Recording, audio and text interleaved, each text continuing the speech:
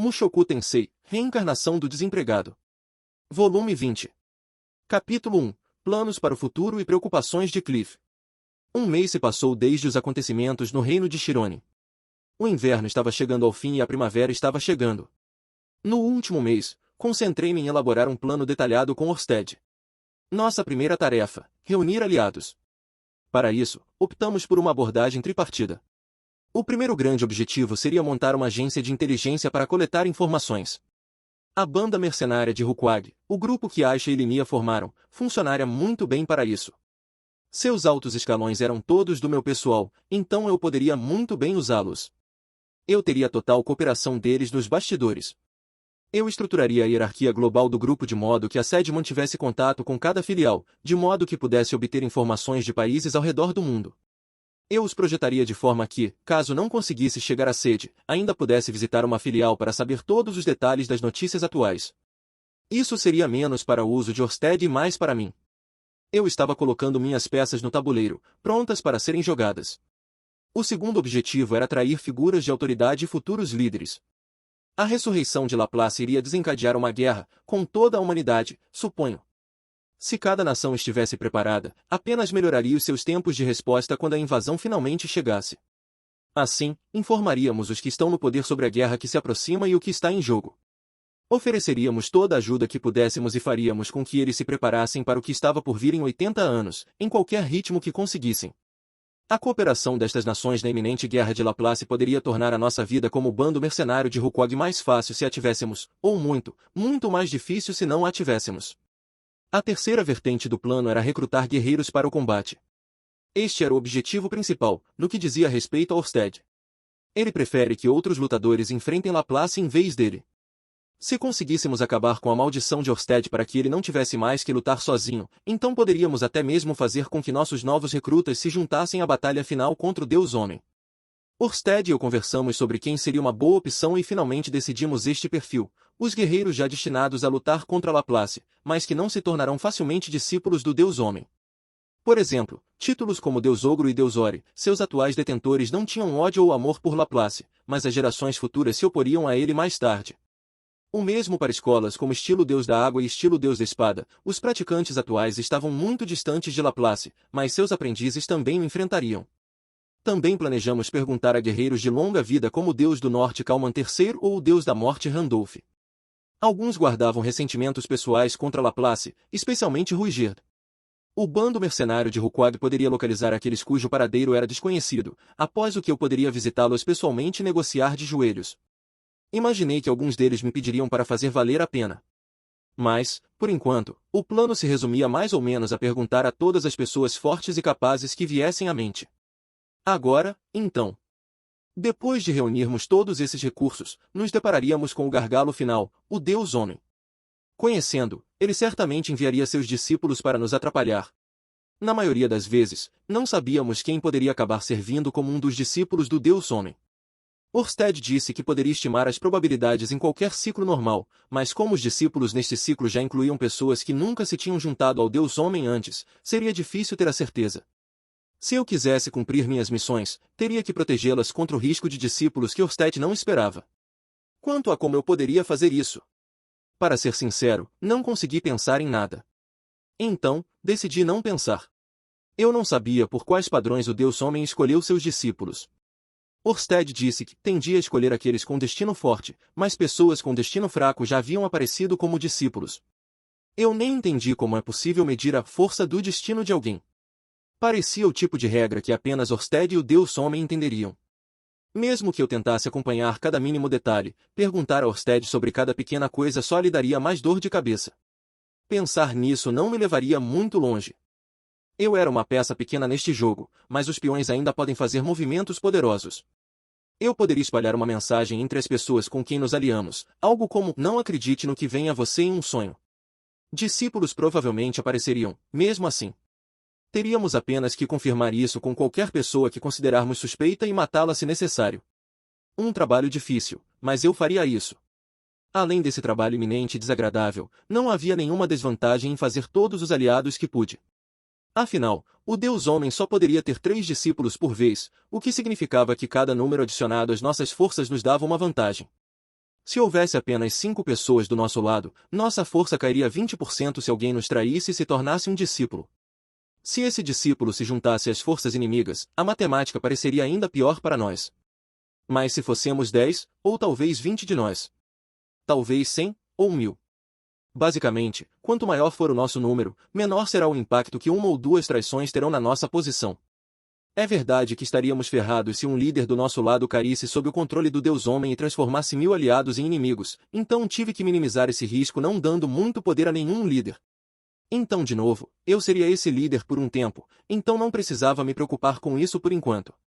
Isso se tornou um problema depois da minha morte, mas já havia muitos líderes muito mais adequados para o trabalho do que eu, e mais na fila depois disso.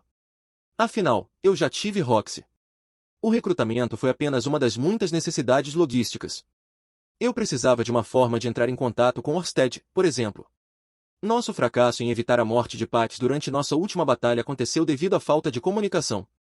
É claro que estava longe de ser a única causa, mas se tivéssemos um caminho claro para chegar a Orsted, poderíamos ter conseguido impedi-lo. Eu não podia contar com Orsted para tudo, mas nossos planos eram que trabalhássemos cada vez mais separadamente, então a comunicação seria crucial. Era melhor lidar com uma situação delicada depois de consultar sua equipe do que confiar apenas em sua intuição. E se você soubesse que seu aliado estava em perigo, poderia correr para ajudar. Não que eu pudesse imaginar Orsted precisando de mim para salvá-lo, mas até mesmo ser capaz de enviar-lhe alguma informação só de ida poderia ajudá-lo em apuros. E então, levei tudo isso para Orsted. Tentei explicar o conceito de telefone enquanto perguntava se algo assim já existia e se poderíamos fabricar um caso não existisse. Então, um implemento mágico que pode enviar vozes ou texto? Orsted perguntou. Só texto seria bom, mas acho que ajudaria se tivéssemos alguma forma de compartilhar informações a longas distâncias. Tipo, se eu tiver que tomar uma decisão difícil, prefiro conversar primeiro com alguém. Você acha que isso é possível? Eu não estava otimista. Isso teria sido muito conveniente, certo? O povo dragão tem um instrumento mágico como esse, disse Orsted. Se o recriarmos, então será possível fazer o que você está pedindo. Eu estava surpreso. Então coisas assim realmente existem? Sim. Você também já viu um antes. Sério? Quando diabos isso aconteceu? Algo assim teria sido muito útil para eu esquecer. Os monumentos às 7 grandes potências e as cartas da Guilda dos Aventureiros. Ah, isso. Agora que ele mencionou isso, eu os tinha visto. Os cartões da Guilda dos Aventureiros aceitavam entrada de voz, e os monumentos às 7 grandes potências tinham o mesmo texto em todo o mundo. Interessante, porém, eu não sabia que as cartas da Guilda dos Aventureiros eram feitas por dragões. Eles pareciam incomumente ficção científica para um mundo como este. Serão necessárias algumas modificações, continuou Orsted, mas vou tentar fazê-las. Hã? Quer dizer que você mesmo as faria? Sua chegada já afetou todas as minhas previsões. Posso muito bem fazer essas coisas caso algum dia precisemos delas. Além disso, eles também serão úteis na próxima vez. E com isso, Orsted se ofereceu para fazê-los ele mesmo. Definitivamente um erro de cálculo que fiquei feliz por ter cometido. Saber que Orsted ainda me quereria como aliado na próxima vez me deixou ainda mais feliz. Há uma chance de que não dê certo, então tenha isso em mente, alertou Orsted. Roger Vilco, chefe. Isso resolveu o problema do comunicador. Parecia que ele estava levando a algo sério, como Zanoba foi recentemente convocado por sua família. A verdade é que, chegou uma carta do meu avô do país sagrado de Miles. Também estava seguindo o mesmo padrão. Isso só poderia significar uma coisa, o objetivo era trair Cliff. Foi outra guerra? Ou foi uma armadilha preparada pelo Deus Homem? Não importa. De qualquer forma, eu estava planejando pedir a Cliff para construir algumas pontes entre mim e o país sagrado de Miles. Ele aparentemente teve a mesma ideia, então não perderia tempo me pedindo para acompanhá-lo. Eu teria gostado que ele permanecesse na Sharia, é claro, mas tinha um objetivo a perseguir. Cliff levantou-se e tirou uma única carta da estante. Isso me deu outro golpe de déjà vu. Eu poderia adivinhar o conteúdo da carta sem ler uma única palavra. Você sabe quanto dinheiro custou ao seu avô criá-lo? E por que custou dinheiro? Para que você se tornasse um trunfo para nossa facção. E quando precisamos desse ativo? Agora mesmo. Tive que me preparar para o pior antes de olhar. Oh, não é um problema tão sério nem nada assim, Cliff disse enquanto coçava a bochecha nervosamente. Ele parecia se sentir um pouco culpado. É que combinamos há muito tempo que eu voltaria assim que me formasse. Só estou preocupado com meu orçamento de viagem e com quaisquer perigos na estrada. Dei uma olhada na carta.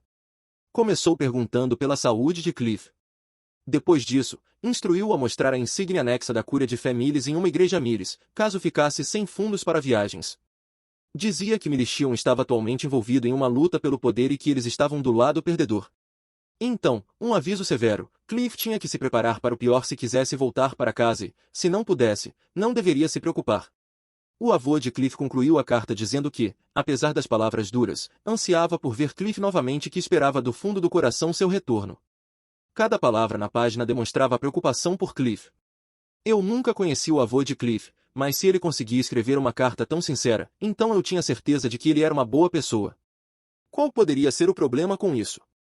Honestamente, tenho andado de um lado para o outro, disse Cliff, aparentemente referindo-se à parte sobre a preparação para o pior.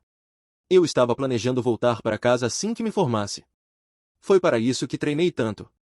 É o que eu queria esse tempo todo até agora. Eu estava confiante de que conseguiria vencer no mundo cruel da Igreja Miles. Números, eu disse. Cliff estava falando sobre isso desde o início. Assim que se formasse na academia, ele retornaria ao país sagrado de Miles e seguiria os passos de seu avô.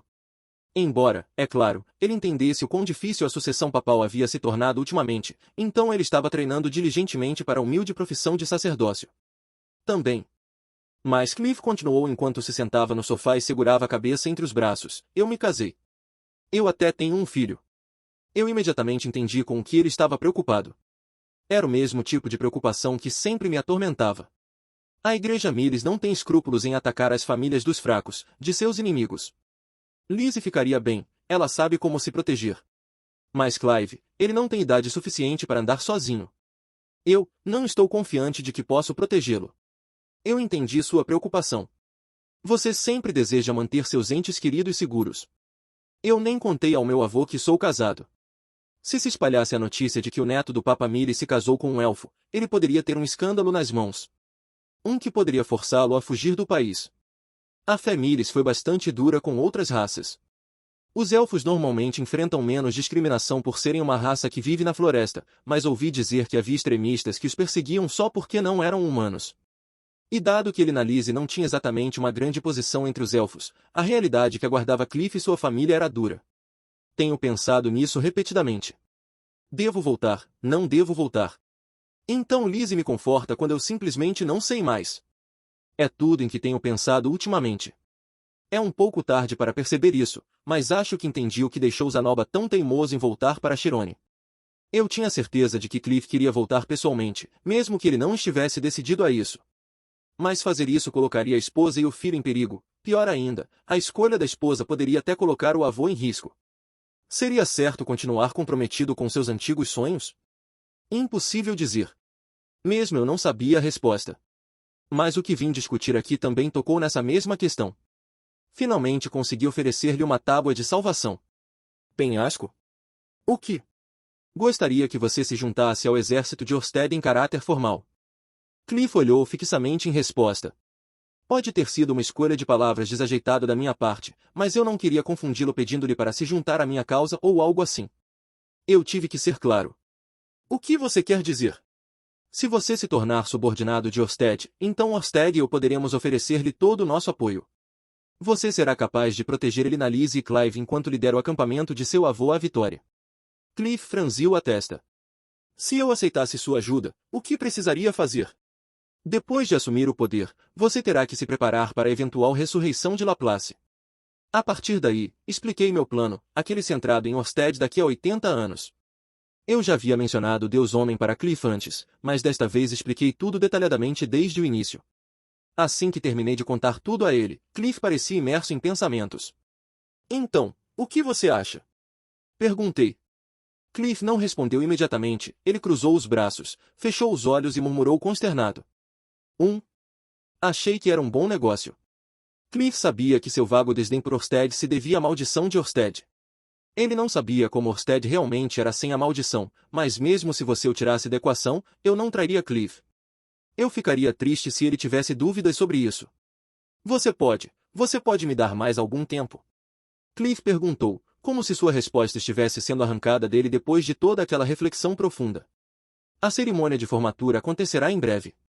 Vou tomar uma decisão até então.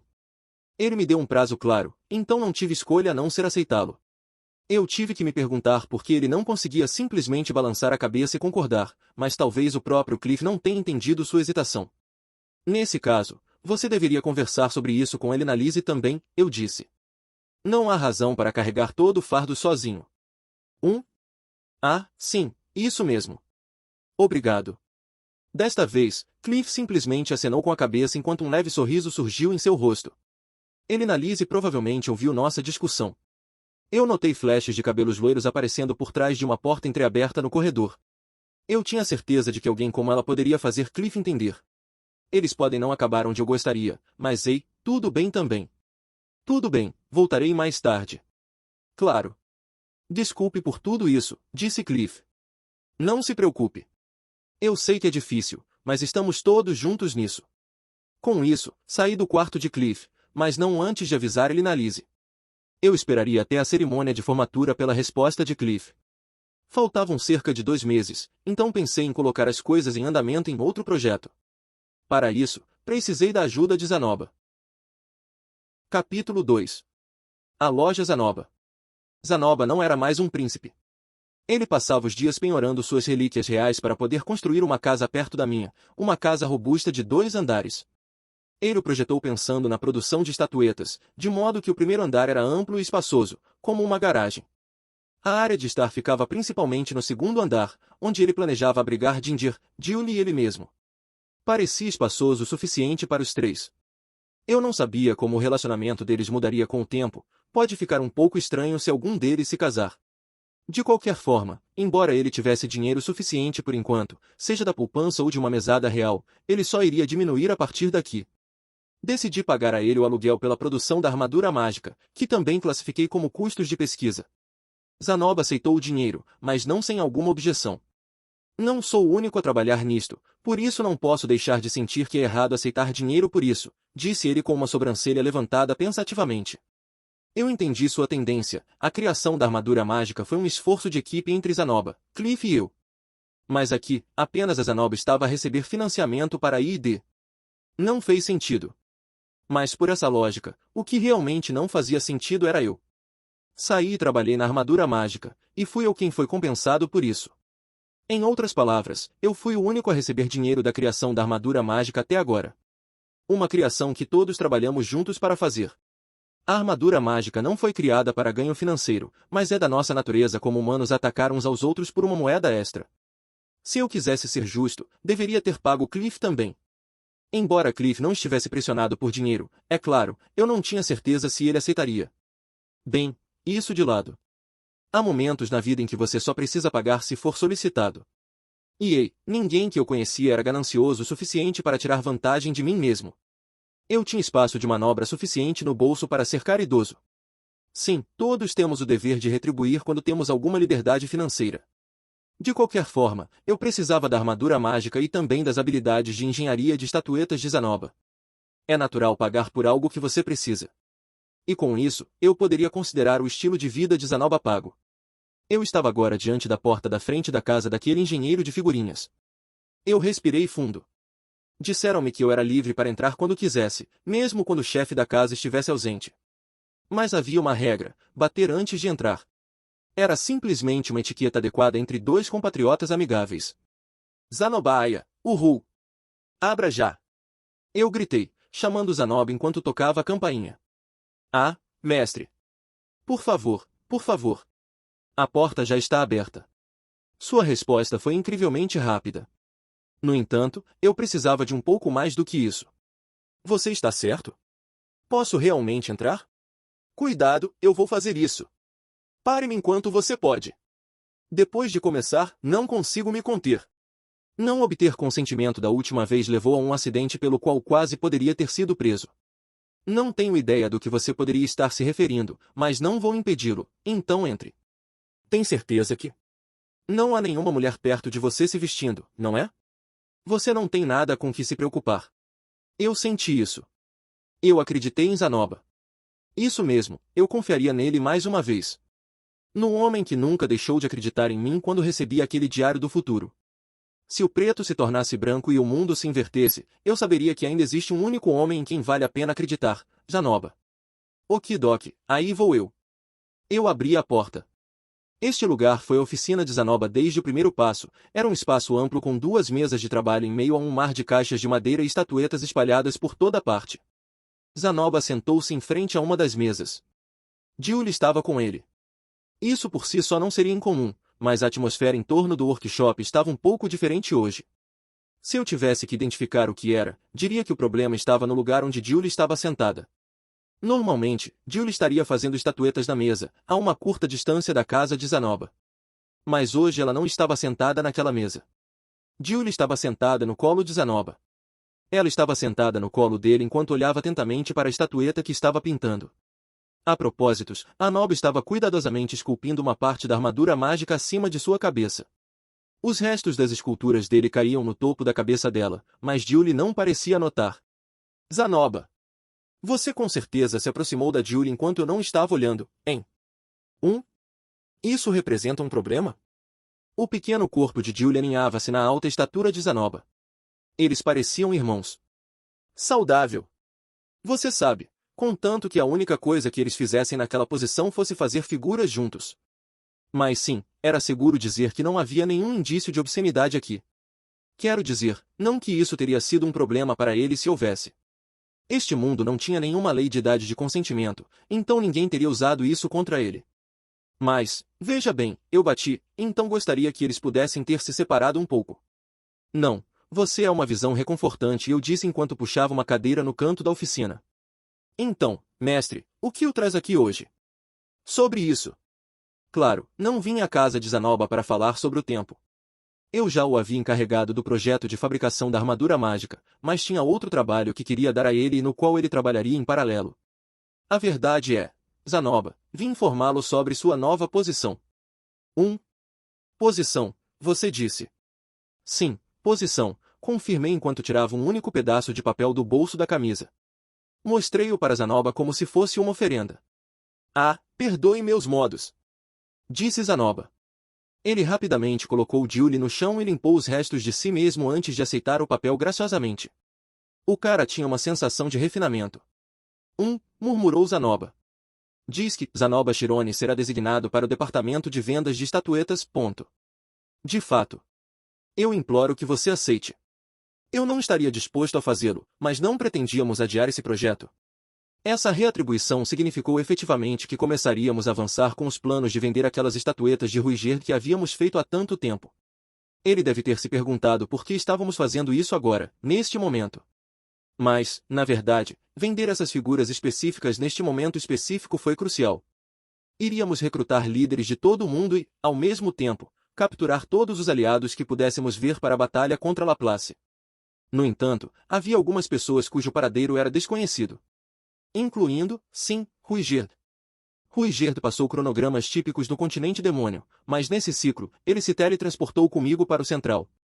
Eu não tinha notícias dele ultimamente, nem sabia onde ele estava. Eu não achava que houvesse qualquer chance de o pior acontecer com ele, mas permanecia o fato de que eu não poderia encontrá-lo e pedir sua ajuda neste exato momento. Bem, não era como se ele estivesse escondido. Poderíamos encontrá-lo facilmente com apenas um pouco de pesquisa. Mas eu não podia negar, ele foi a primeira pessoa a quem pedi ajuda para derrotar Laplace. Afinal, este era Ruigerd, Laplace e ele tinham uma história juntos. Eu queria fazer o que fosse necessário para encontrá-lo e perguntar diretamente a ele. Eu queria dar a ele a chance de se vingar. Bem, isso foi meia desculpa. No fundo, eu realmente só queria ver Ruigerd novamente depois de todos esses anos. E talvez um objetivo mútuo possa nos colocar lado a lado no mesmo caminho novamente, mesmo que apenas por um breve período. Então, meus motivos eram egoístas, mas foi assim que começamos a vender as estatuetas de Ruigerd. E, com certeza seria mais rápido do que organizar uma equipe de busca. Sem contar que consertar a imagem do Super era algo que eu vinha planejando há algum tempo. Eu tinha outras desculpas para Zanoba também, caso ele precisasse de mais convencimento. Veja, por exemplo, a armadura mágica. Eu, Zanoba e Cliff paramos no desenvolvimento desta arma.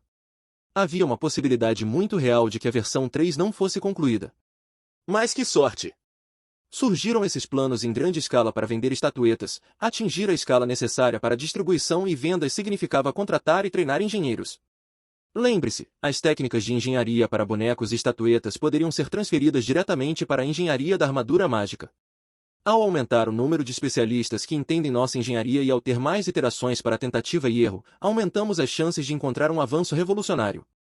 Desenvolver talentos foi fundamental. E isso cobre o plano, concluí. Eu tinha acabado de explicar tudo isso detalhadamente para Zanoba. Embora eu tenha motivos pessoais para querer fazer isso, quero aumentar nossa experiência em engenharia para o projeto Armadura Mágica. Eu queria perguntar a você por que você entende isso melhor do que ninguém. 1. Vou procurar na banda mercenária Rukog alguém com experiência anterior em negócios para apoiá-lo. E, claro, Aisha e eu ajudaremos você a colocar a primeira loja em funcionamento. Então, você fará isso? De fato. Isso será feito. Zanoba assentiu sem hesitação e se ajoelhou diante de mim. Julie, depois de assistir do lado de fora, também se ajoelhou apressadamente. Grande mestre! O que devo fazer? Ela torceu. Julie, você deve ficar com Zanoba e seguir suas instruções. Ok. Parecia que Julie também estava apostada. Estaríamos entrando em produção em massa do primeiro lote de estatuetas de Ruiger em breve, o que significava que ela estaria trabalhando para ganhar dinheiro para Zanoba. Ela certamente ficaria animada em ouvir isso. Tudo bem então, discutiremos os detalhes em uma data posterior. Isso é tudo por hoje. Entendido. Em seguida, pensei em trazer aquele mercenário que estava de olho. Vários dias depois, voltei para a casa de Zanoba com 2 pessoas a reboque.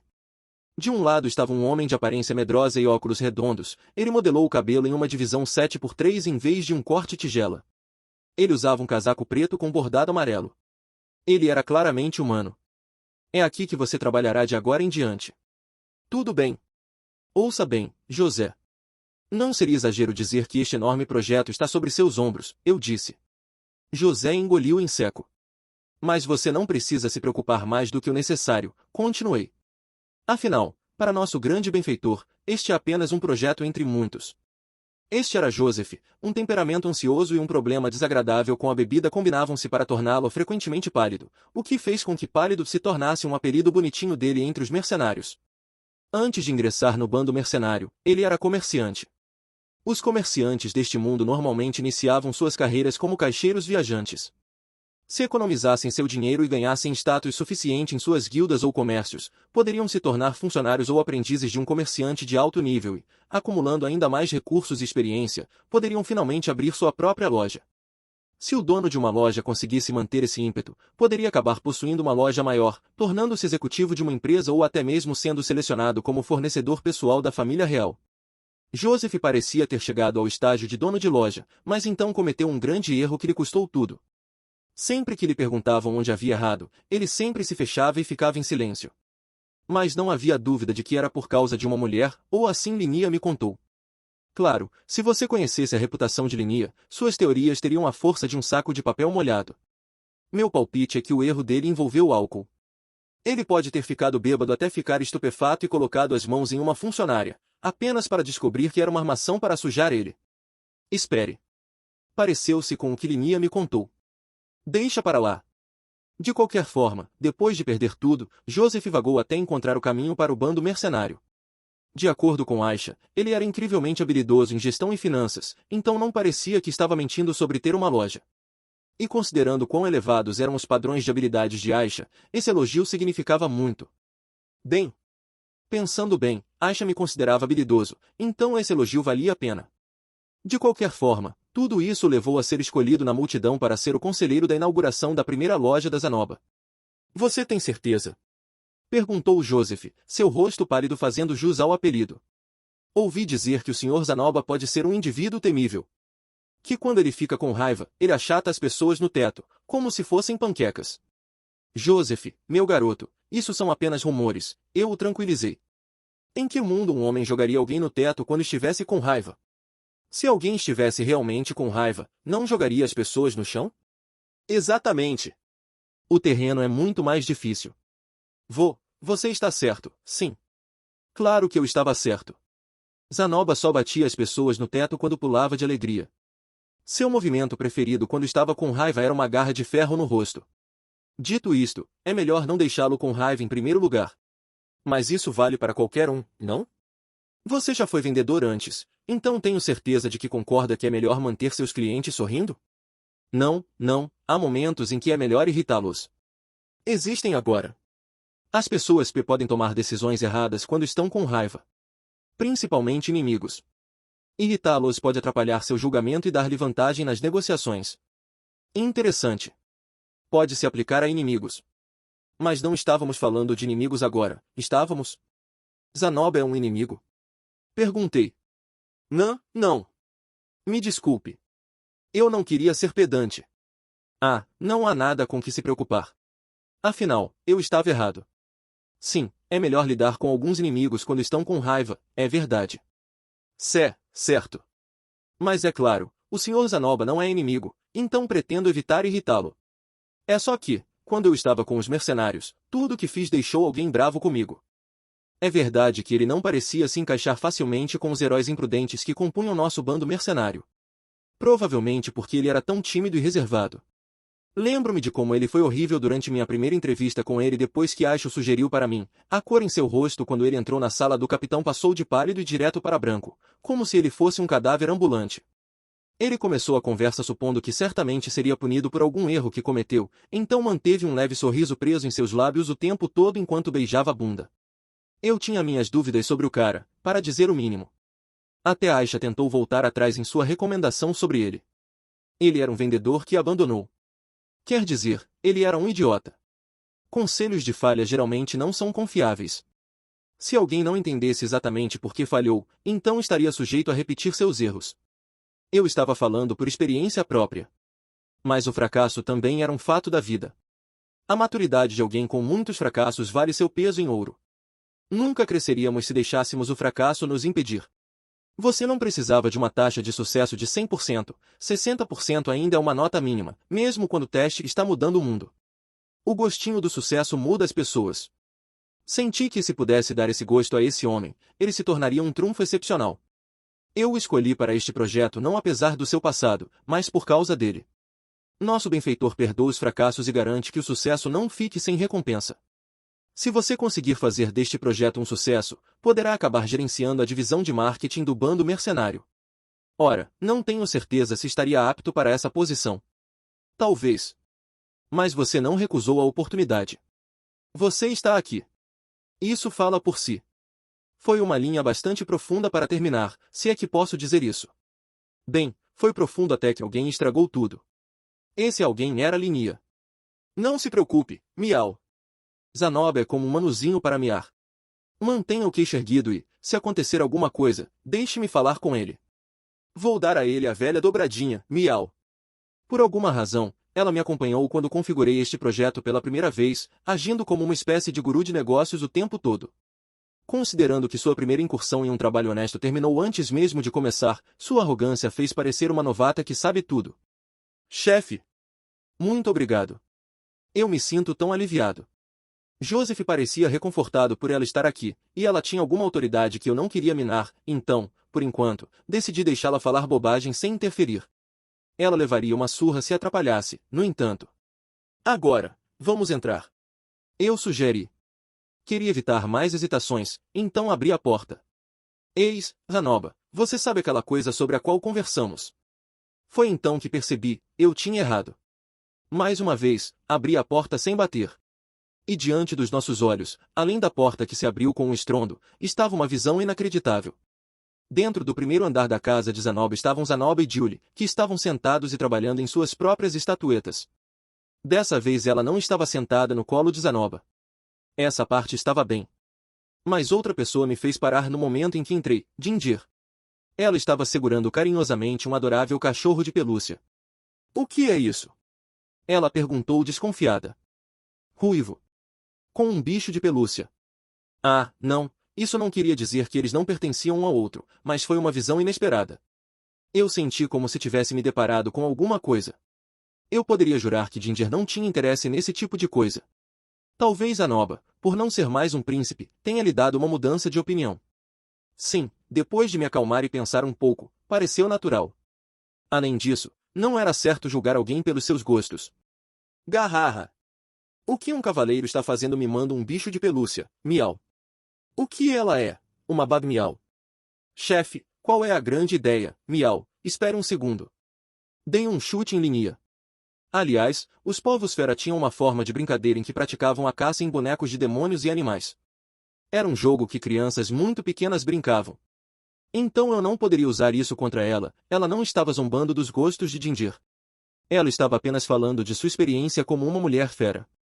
Para não dizer que suas palavras não tiveram efeito. Jindir brilhou com uma humilhação insuportável. Eu tive que animá-la novamente. Aham, que lindo bichinho de pelúcia você tem aí. De onde você poderia tê-lo adquirido? Oh, parecia um pouco com Zanoba ali. Foi uma importação do reino Asura. Seu criador foi alguém chamado Vingador, que usava trapos para fazer bonecos como este, ou algo assim. Vingador, hein?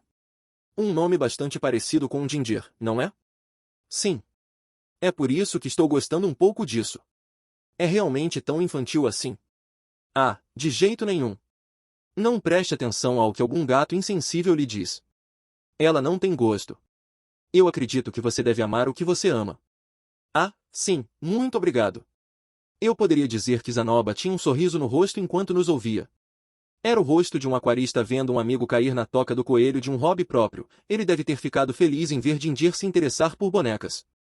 Bem, um bicho de pelúcia. Não é bem uma boneca. Deus, quem pode ser essa pessoa? Joseph perguntou nervoso. Ah, vou apresentá-lo. Zanoba. Certo. Zanoba gritou de volta. Ele se levantou no instante em que chamei seu nome, tirou a poeira de suas roupas e se juntou a nós. Julie trotou atrás dele. Este é Joseph. Ele é uma das pessoas mais conhecedoras do bando de mercenários quando se trata de marketing. Estou designando para ser seu conselheiro no projeto de venda de estatuetas. Um brilho de luz brilhou nos óculos de Zanoba. Ele pesou Joseph com o olhar. Julie imitou o olhar de Zanoba em miniatura. Bonitinho. Mestre, perdoe minha grosseria, mas posso perguntar sobre sua experiência com estatuetas? Novato total. Bem agora. Zanoba ergueu uma sobrancelha. Acredito que você tenha seus motivos, mestre. Posso perguntar por que você escolheu um novato? Isso era incomum. Conhecendo Zanoba, imaginei que ele teria aceitado Joseph na segunda resposta. Algo como confiar em mim para ter meus motivos, mas optar por não perguntar quais eram. Perdão, Zanoba continuou, mas eu simplesmente preciso perguntar. Este trabalho não é apenas uma brincadeira de criança para mim, entende? Vou explicar, é claro. Zanoba estava levando esse trabalho a sério. Juntar-se ao exército de Orsted foi um passo em direção à vingança da morte de Pax, e essa escolha não foi feita levianamente. Zanoba não estava batendo o pé só porque não queria um filisteu que não entendia a verdadeira arte criticando seu trabalho. Certo? Primeiro, como ex-vendedor, ele é versado em marketing. Em segundo lugar, uma vez ele fracassou como vendedor, então será cuidadoso. Por último, como novato no mundo das estatuetas, ele será capaz de fornecer uma nova perspectiva. Uma nova perspectiva, você disse. Sim. Nem todas as pessoas para as quais este projeto visa comercializar serão entusiastas como você. Eles serão principalmente casuais. Algumas das pessoas que procuramos podem não ter qualquer interesse em figuras. A questão é, como vendemos para essas pessoas? Se tivermos uma ideia que não faça Joseph querer comprá-lo, então ele também não venderá para outros casuais. Eu vejo. Outra ideia brilhante, mestre. Na verdade, às vezes é necessária uma perspectiva quase infantil para difundir a arte. Julie seguiu o exemplo de Zanoba com um profundo aceno de cabeça. Eu entendi que isso significava que Zanoba havia dado permissão à sua maneira. Por outro lado, ainda não tínhamos feito nada, então não havia muito para dar luz verde. Joseph, este é Zanoba. Ele será seu chefe de agora em diante. Certo. É um prazer conhecê-lo. Prometo colocar meu coração e alma neste trabalho. Joseph deu a Zanoba o arco característico da banda mercenária. Foi muito bem feito, um sinal de que Linnaeus estava ensinando bem. De fato. Eu sou Zanoba. Vamos dar as mãos e cobrir o mundo com estatuetas. E com isso, os dois homens apertaram as mãos. Mas eu esperava que Zanoba não estivesse confundindo o objetivo deste projeto aqui. Espalhar estatuetas era importante, mas também deveria ser uma fonte separada de renda do bando mercenário, uma forma de se aliar a organizações empresariais influentes e uma forma de treinar futuros engenheiros. Lembrar?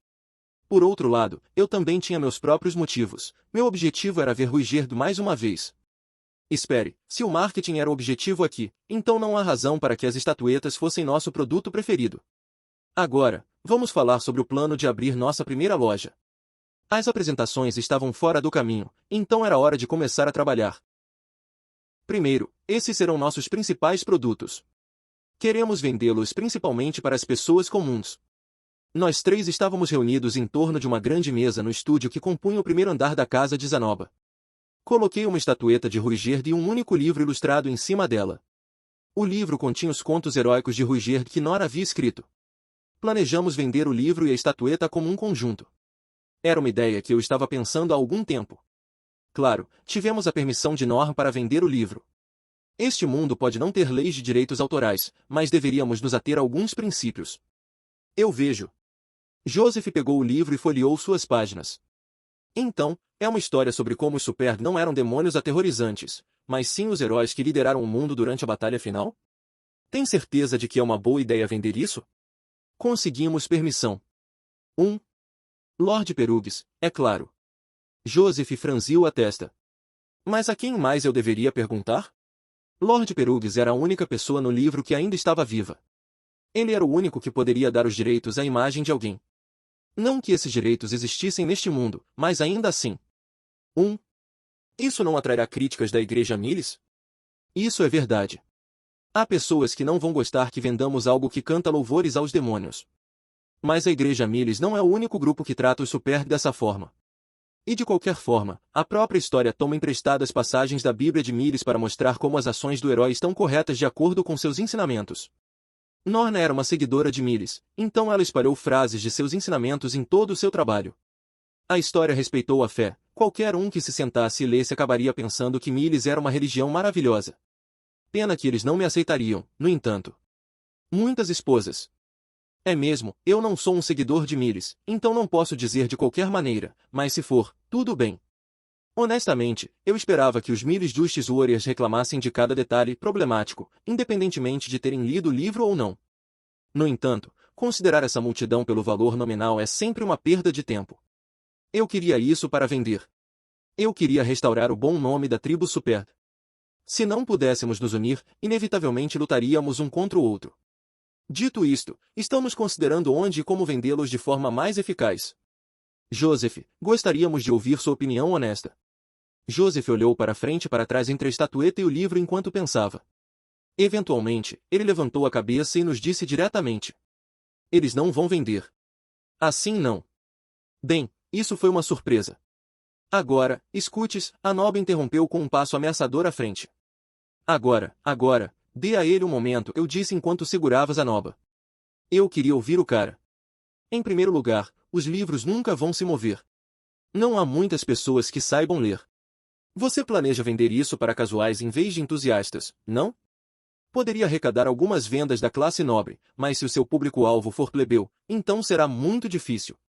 Então, só venderia entre nobres e entusiastas, né? Estaria tudo bem se nosso único objetivo fosse dinheiro, mas eu estava atrás de outra coisa. Seria um fracasso se o livro pudesse atingir apenas um público limitado. 1. Mestre, você pode ter esquecido alguma coisa? 1. Um brilho de luz brilhou nos óculos de Zanoba. Não de propósito. Seus óculos refletiram mais luz depois que ele deu um passo à frente. Acredito que uma vez você sugeriu que poderíamos anexar algo assim ao livro. Zanoba pegou o livro que Joseph estava segurando e folheou-o. Ele parou na última página. Joseph prendeu a respiração enquanto Zanoba espalhava seu conteúdo para todos nós. Isso é uma planilha de leitura. Oh sim. Esta foi uma planilha projetada para aprender a ler. Continha pronúncias, regras gramaticais, ordem dos traços e até exercícios práticos. Não iria ensinar alguém a ler livros acadêmicos, mas eles deveriam ser capazes de ler algo simples estudando junto. Honestamente, fiquei muito orgulhoso disso. Isso parecia uma conquista. A teoria resumida naquela planilha foi o que ensinou Ghislaine de Doudia, entre todas as pessoas, a ler. Já disse o suficiente. A leitura dos livros didáticos difere de país para país, mas isso é bastante fácil de entender. Se isso vier com o livro, então acho que podemos considerar que nossos obstáculos à alfabetização foram superados. Joseph assentiu com respeito. Ah, você está me fazendo corar. No entanto, seu olhar ficou severo quando considerou a estatueta. Mas, para ser totalmente honesto, não acredito que vender o livro e a estatueta juntos vá funcionar. As pessoas que querem o livro serão diferentes das pessoas que querem a estatueta. Claro, eu suspirei.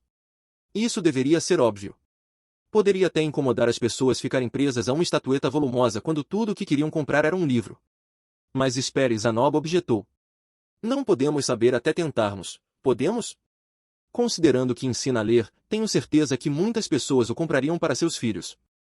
Incluir uma estatueta para chamar a atenção dos filhos não deve ser totalmente desconsiderada. Entendo, crianças. Sim, é uma ideia. Joseph acenou com a cabeça diante da sugestão de Zanoba. Mas nesse caso, a estatueta não deveria ser um pouco mais palatável para as crianças? Este é um pouco assustador. Joseph mexeu na cabeça da estatueta enquanto falava, mas estremeceu quando a mecha de cabelo cuidadosamente esculpida da figura saiu da fenda. Isso não seria perfeito para um menino que sonha em se tornar um herói? Perguntou Zanoba. Mas os meninos não são as únicas crianças no mundo. Acho que seria melhor ter outra estatueta que as meninas quisessem. Um que as meninas iriam querer, hein? Acho que algo da moda, como uma boneca Blairby. Ou talvez algo pequeno e fofo como um mascote. Eu não tinha muita certeza do que as meninas gostavam. Tomei nota para perguntar a Lucy o que ela iria querer mais tarde. Enquanto trabalhávamos, percebi que o sentimento de ansiedade de Joseph havia desaparecido. Ele e Zanoba pareciam formar um par melhor do que eu esperava. Só para ter certeza, tentei ficar em silêncio e deixá-los discutir o assunto entre si. Então, em que formato você planeja vendê-los? Perguntou Joseph. Por enquanto, queremos vendê-los normalmente em uma loja. Se tivermos estoque sobrando, também poderemos abrir uma barraca ao ar livre para vendê-los. Uma barraca, você disse? Receio. Não, há muitos aventureiros que não sabem ler, então isso deve funcionar. A maioria não teve a oportunidade de frequentar a escola. Onde você acha que seria um bom local para a loja? Um lugar com bastante tráfego de pedestres seria um bom começo, mas me disseram que conseguir mais engenheiros é outro objetivo deste projeto. Nesse caso, um bom lugar para abrir a primeira loja aqui na Sharia deveria ser o distrito das oficinas. Queremos ampliar nossa capacidade como oficina. Estamos preparados para entrar na produção em massa e, se os recursos permitirem, iremos até abrir uma loja na rua principal, disse Zanoba. Sim, eu vejo isso. O problema seria exatamente onde abriríamos a loja na rua principal. Não faremos muitos amigos na guilda do comércio se surgirmos do nada e gastarmos dinheiro para conseguir um bom lugar. Mas a localização é importante. Então talvez pudéssemos considerar o Reino Assura. Bem, é verdade, garantir uma loja no Reino Assura traria mais clientes do que a Sharia jamais poderia, mas uma vez considerados os custos de envio, é impraticável. Levaria meses para viajar para o Reino Assura daqui. Se esse for o problema, então poderíamos simplesmente fabricar no Reino Assura também. Felizmente, o mestre e eu somos velhos conhecidos do próximo governante do país. Será mais fácil trabalhar lá do que na Sharia, disse Zanoba. Joseph olhou para mim. Disseram-me que vocês eram um grupo misterioso, mas isso é... Não, deixa pra lá. Eles não chamam você de mão direita do Deus Dragão à toa. Mas sim, alcançar algumas conquistas no Reino Assura poderia facilitar a operação na Sharia, então. Os dois estavam acertando os detalhes entre si, sem sequer perceberem que eu havia recuado. Zanoba ouvia as ideias de Joseph, elogiava e depois resumia seus próprios pensamentos. Joseph parecia estar muito mais animado aqui do que nunca na banda mercenária. Sim, parecia que eu tinha tomado a decisão certa. Ver o quão nervoso ele estava durante aquela entrevista me deixou um pouco preocupado, mas ele realmente adorava negócios. Amar algo é o primeiro passo para se tornar bom nisso. Ele pode falhar novamente, mas isso seria bom à sua maneira.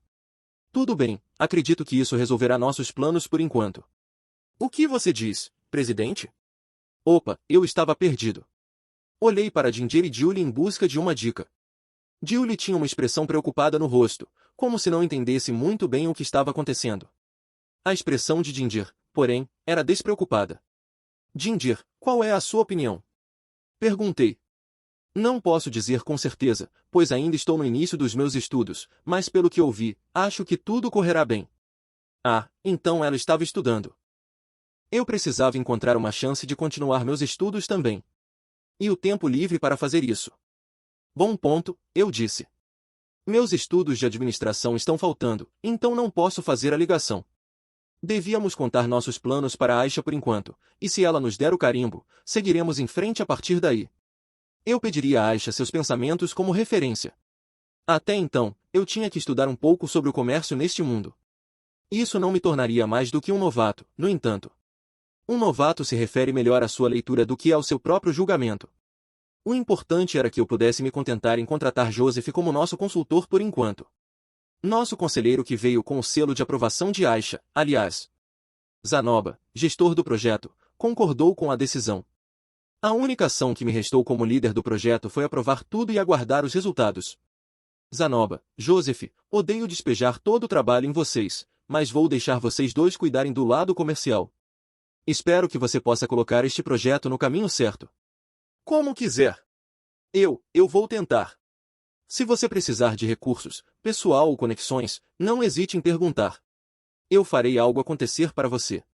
Eu não estava planejando despejar todo o trabalho sobre eles. Na verdade, eu queria executar esse projeto sozinho, mas havia muitas outras coisas que precisava fazer. Lidar com todos eles sozinho não era uma opção. Com certeza haveria mais empreendimentos nos quais eu teria que confiar em meus funcionários para operar, então esse foi um primeiro passo importante para mim. Presidente, quando chegar a hora de preparar nossa loja, acredito que será necessário um nome. Você consegue pensar em algo emocionante? Aventurei-me, a loja Zanoba. Oh! Batizado e pronto para lançamento. De todas as coisas que poderíamos nomear para uma loja, esta foi definitivamente uma delas. Com a discussão encerrada, me virei para sair e encontrei meus olhos encontrando um par que estava espiando por uma fresta na porta. Ops! Desculpe, esqueci, pedi desculpas enquanto abria a porta. Lini olhou para mim a princípio, mas logo suspirou e baixou os ombros. Bem, parece que Joseph foi recebido calorosamente, então não posso reclamar, miau. Meu Deus, é quase como se você tivesse amadurecido. Claro que tenho. Eu sou o chefe da banda mercenária. Faz parte do meu trabalho garantir que meus homens não sejam perseguidos em seus novos postos, meu caro. Entendo, foi por isso que ela veio junto. Se essa fosse a motivação dela, me senti um pouco mal por expulsá-la. Mesmo assim, fiquei impressionado com o fato de Linia já ter começado a levar a sério sua posição no topo de uma organização. Minha alegria com esse desenvolvimento permaneceu comigo durante todo o caminho para casa. O primeiro ponto de venda da loja Zanoba estava localizado no bairro das Oficinas. Para a construção, modificamos um armazém na periferia do bairro oficinal. Nosso foco na cidade mágica da Sharia seria a sede e as tarefas de oficina, com planos de expansão futura para o reino Assura. Eu provavelmente precisaria pedir ajuda a Ariel. O projeto da estatueta de Ruigerdo estava agora fora de minhas mãos. Eu estava nervoso porque ainda estava na infância, mas deixei passar e rezei para que não terminasse em desastre. Capítulo 3. Cliff e o Conselho Estudantil da Universidade de Magia. Naquele dia, Cliff visitou a sala dos professores. A formatura já estava no horizonte, então chegou a hora dos alunos especiais apresentarem seus relatórios de pesquisa. O assunto do relatório de Cliff era pesquisa sobre a supressão de maldições através de implementos mágicos. Os professores imediatamente começaram a examinar o relatório e a distribuir cópias, ao mesmo tempo em que elogiavam Cliff. A apresentação logo gerou uma sessão improvisada de perguntas e respostas e debate, deixando a sala dos professores em fervor. Cliff até ouviu um professor dizer que os resultados de sua pesquisa fariam história. Mas o diretor, Gênios, tinha algo mais a dizer. Peço desculpas por não poder fazer mais à luz de uma pesquisa tão inovadora, mas o orador da turma já foi selecionado. O orador da turma deste ano seria alguém chamado Brooklyn von Elsass, do Ducado de Neres. Cliff conhecia esse nome, era alguém com quem ele passou os últimos anos competindo nas notas dos testes. Cliff lembrou que nunca havia perdido para o Brooklyn. Desculpe. Talvez este não seja o lugar para falar sobre isso, mas você obteve as notas mais excelentes de toda a turma de formandos. Você deveria estar orgulhoso. A única resposta de Cliff a esta notícia foi um tudo bem, entendo, antes de sair da sala dos professores. O velho Cliff poderia ter dado um ataque violento aos professores, mas os últimos 7 anos o mudaram. Aprofundar os estudos, fazer novos amigos e trabalhar como sacerdote lhe proporcionaram muitas experiências novas. Dessas experiências veio a maturidade. A escola tinha sua posição a considerar. Administrar uma universidade não era barato. Os países eram poderosos. As pessoas não eram iguais. Você teve que aceitar sua sorte na vida e seguir em frente. Além disso, Cliff não via muito valor no título de orador da Universidade de Magia. Cliff tinha amigos que não tinham títulos, mas não eram menos incríveis. Um em particular atualmente tinha o título de mão direita do Deus Dragão, mas esse não era um emprego para o qual ele se candidatou. Foi simplesmente o resultado de suas ações. Absolutamente. O fruto da experiência. Pensando nisso, Cliff não pôde deixar de rir de como era tolice perseguir meros títulos. Ele suspirou alto. Se ele tinha alguma dúvida, era que sua pesquisa não estava concluída. Sua tese foi chamada Pesquisa sobre a Supressão de Maldições por meio de Implementos Mágicos. Se ele pudesse ter ajustado um pouco, se pudesse ter substituído Suppression por Removal, então Cliff não teria se arrependido. Mas, infelizmente, sua pesquisa incompleta significava que ele não conseguia falar em termos absolutos. Ainda assim, ele conseguiu algo. Tanto Elinalise quanto Orsted agradeceram por amenizar suas maldições. Mas o objetivo final ainda escapava ao seu alcance. Cliff aproximou-se do parapeito da janela e olhou para fora. Os fundamentos da Universidade de Magia quase não mudaram nos últimos 7 anos. Você sabe, ele pensou, eu era muito mais arrogante quando cheguei aqui. Naquela época, Cliff sabia com certeza que era um gênio. Mas os anos o haviam derrotado, tornando-o dolorosamente consciente de que não era nada especial. Claro, comparado a outros estudantes, suas notas eram excepcionais. O velho Cliff poderia ter dominado os outros com um sorriso malicioso. Mas o atual Cliff não tinha vontade de se gabar ou se rebaixar. Os últimos 7 anos foram muito ricos para ele, repletos de experiências únicas na vida. Seu casamento com Elinalise, sua pesquisa sobre maldições, a boneca bizarra na mansão de Rudeus, a batalha no continente demônio, o olho do demônio que ele recebeu, o nascimento de Clive. Houve tanta coisa que aconteceu, tantas coisas que ele teve que enfrentar de todo o coração para superar. Foram esses desafios que fizeram dele o homem que é hoje, e não um talento inato. Lembrar disso o manteve com os pés no chão. Sua experiência pode ter sido o motivo pelo qual Cliff foi tão bem visto por sua congregação quando trabalhou como aprendiz de padre em Mires. Disseram que, apesar da juventude, ele tinha uma empatia extraordinária. Às vezes até lhe diziam que, quando crescesse, seria um excelente padre. Quando o padre encarregado da igreja Sharia deu a Cliff seu certificado de sacerdote, ele também lhe deu sua bênção, dizendo, você se sairá bem em qualquer lugar que for. O padre nunca teria dito isso se Clive ainda fosse o mesmo menino de 7 anos atrás. Ufa! Um sorriso surgiu de dentro de Cliff. Ele ainda não havia se tornado o homem que um dia sonhou ser, ele era melhor que aquele homem. Ele preferia esta versão de si mesmo. Agora, para onde ir a partir daqui? Seu relatório de pesquisa foi apresentado e faltava pouco tempo para a cerimônia de formatura. Cliff havia dito a Rudeus que daria uma resposta até a formatura, mas ainda não havia decidido uma. Ele queria voltar para Milishion.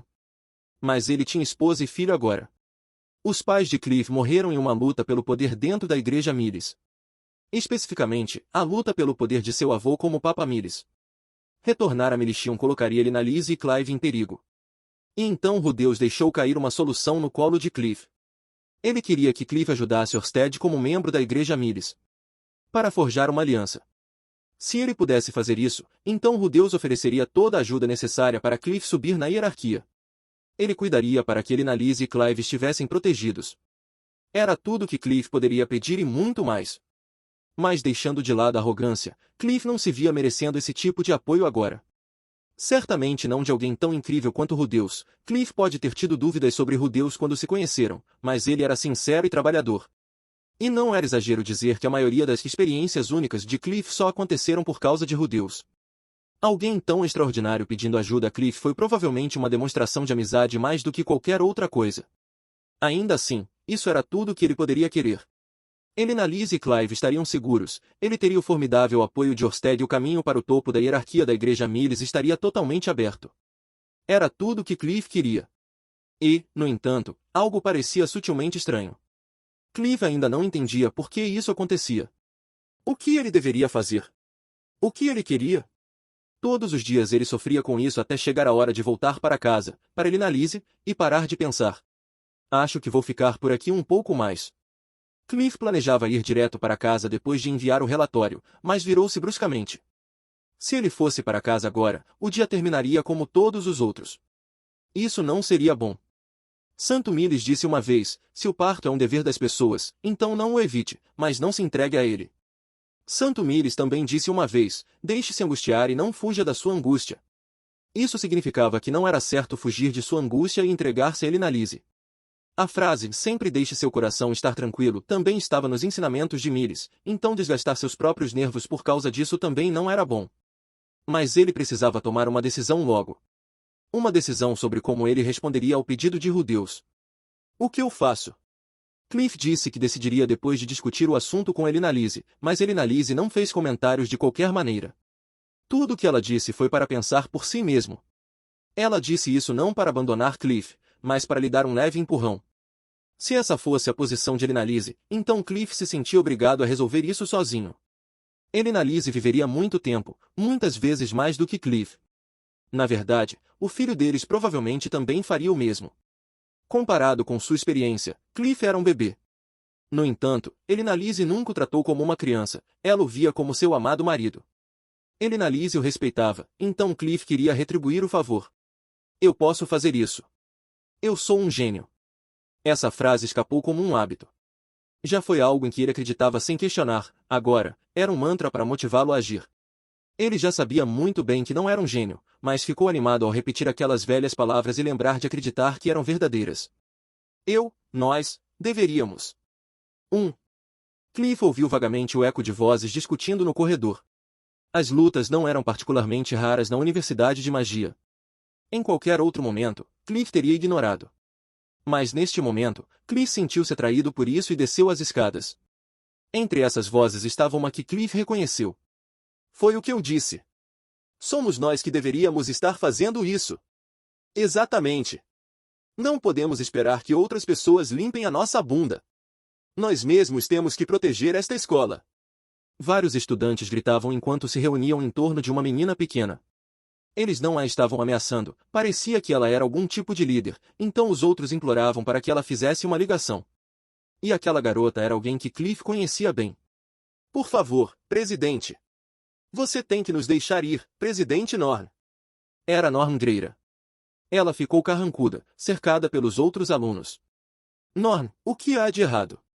Cliff gritou. Existe algum tipo de problema?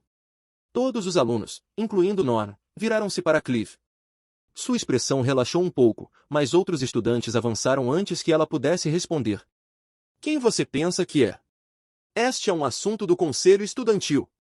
Parado no caminho de Cliff estava uma garota tão alta quanto ele e um homem fera que poderia ter o dobro de sua altura. Cliff reconheceu os dois também, eles eram atuais membros do conselho estudantil. Ei pessoal! Você poderia se mover, por favor? Norn se enfiou entre os dois e os separou para poder passar. Era o tipo de movimento que Rudeus, se estivesse aqui, teria dito um trocadilho idiota para si mesmo, como uau, Norn realmente se interpôs entre vocês. Sinto muito, Cliff, disse Norn. Todo mundo aqui está um pouco nervoso. Cliff grimou. Esse garoto? Aquele do círculo demoníaco dos 6. Ele não é apenas um garoto. Ele é alguém a quem devo muito. Oh, desculpe. O Homem-Fera murmurou um pedido de desculpas, mas manteve o olhar. O velho Cliff poderia ter respondido a esse olhar com hostilidade ou medo. O atual Cliff já tinha visto pior. Coisas que causariam medo em qualquer coração razoável apenas por existirem. Comparado com Orsted ou Atoff, este Homem-Fera era um cachorrinho. Então o que aconteceu? Cliff perguntou. Você poderia me dizer, se não for muito incômodo? Bem, Norn começou. A verdade é que há rumores de que um fantasma está assombrando a escola. Cliff também tinha ouvido esses rumores. Todas as noites, as pessoas ouviam vozes gemendo ou barulhos estridentes, ouviam uma figura translúcida no corredor, assim continuavam as histórias. Na verdade, houve até estudantes que desmaiaram, com toda a sua mana esgotada. Mas não era nada incomum na Universidade de Magia ver estudantes desmaiados devido à prática excessiva, e fantasmas eram um boato comum. Ou foi o que Cliff pensou. Então, a seguir, bem. Quando fomos investigar, encontramos uma porta nas profundezas de um armazém subterrâneo não utilizado que tinha um selo forte colocado nela. Quando abrimos, surgiram esqueletos. Norm se atrapalhou com as palavras enquanto explicava a Cliff. Era como se ela estivesse escondendo alguma coisa. Cliff tinha certeza que sim, mas optou por deixar para lá. Sim, parece que você errou. Se algo estiver fortemente selado, então quem o selou provavelmente teve um bom motivo para fazê-lo. Um alto gu. Foi ouvido entre o conselho estudantil. Veio de uma garota de aparência agressiva com tranças, ela provavelmente foi a culpada por levantar o selo. Por enquanto, contamos com a ajuda de um professor para reaplicar o selo, continuou Norm, com um tom que sugeria que foi aí que tudo deu errado. A porta foi selada com magia de barreira nível santo. Um espectro passou pela barreira nível santo e apareceu do lado de fora. Isso significava que provavelmente era um espectro de alto nível escondido naquele armazém subterrâneo. A universidade entrou em contato com a Guilda dos Mágicos e solicitou profissionais que pudessem exterminá-la. Ou esse era o plano, mas encontrou um obstáculo. A magia divina de nível iniciante era mais que suficiente para derrubar um espectro típico, mas os espectros de alto nível eram feras diferentes. Se fosse um espectro mortal de nível A dentro daquele armazém, eles precisariam pelo menos de magia divina de nível avançado. Infelizmente, não havia nenhum mago divino de nível avançado na Guilda dos Magos. A universidade desistiu e contatou a Guilda dos Aventureiros na esperança de obter um mago divino de nível avançado, mas, infelizmente, este não era Mires. Magos divinos de nível avançado não estavam exatamente em todas as esquinas aqui nos territórios do norte. Para piorar ainda mais, a Guilda dos Magos reclamou da ideia. Eles teriam que chamar um mago divino de uma filial de uma cidade diferente. Pedir emprestado um mágico da Guilda dos Aventureiros prejudicaria sua reputação, disseram eles.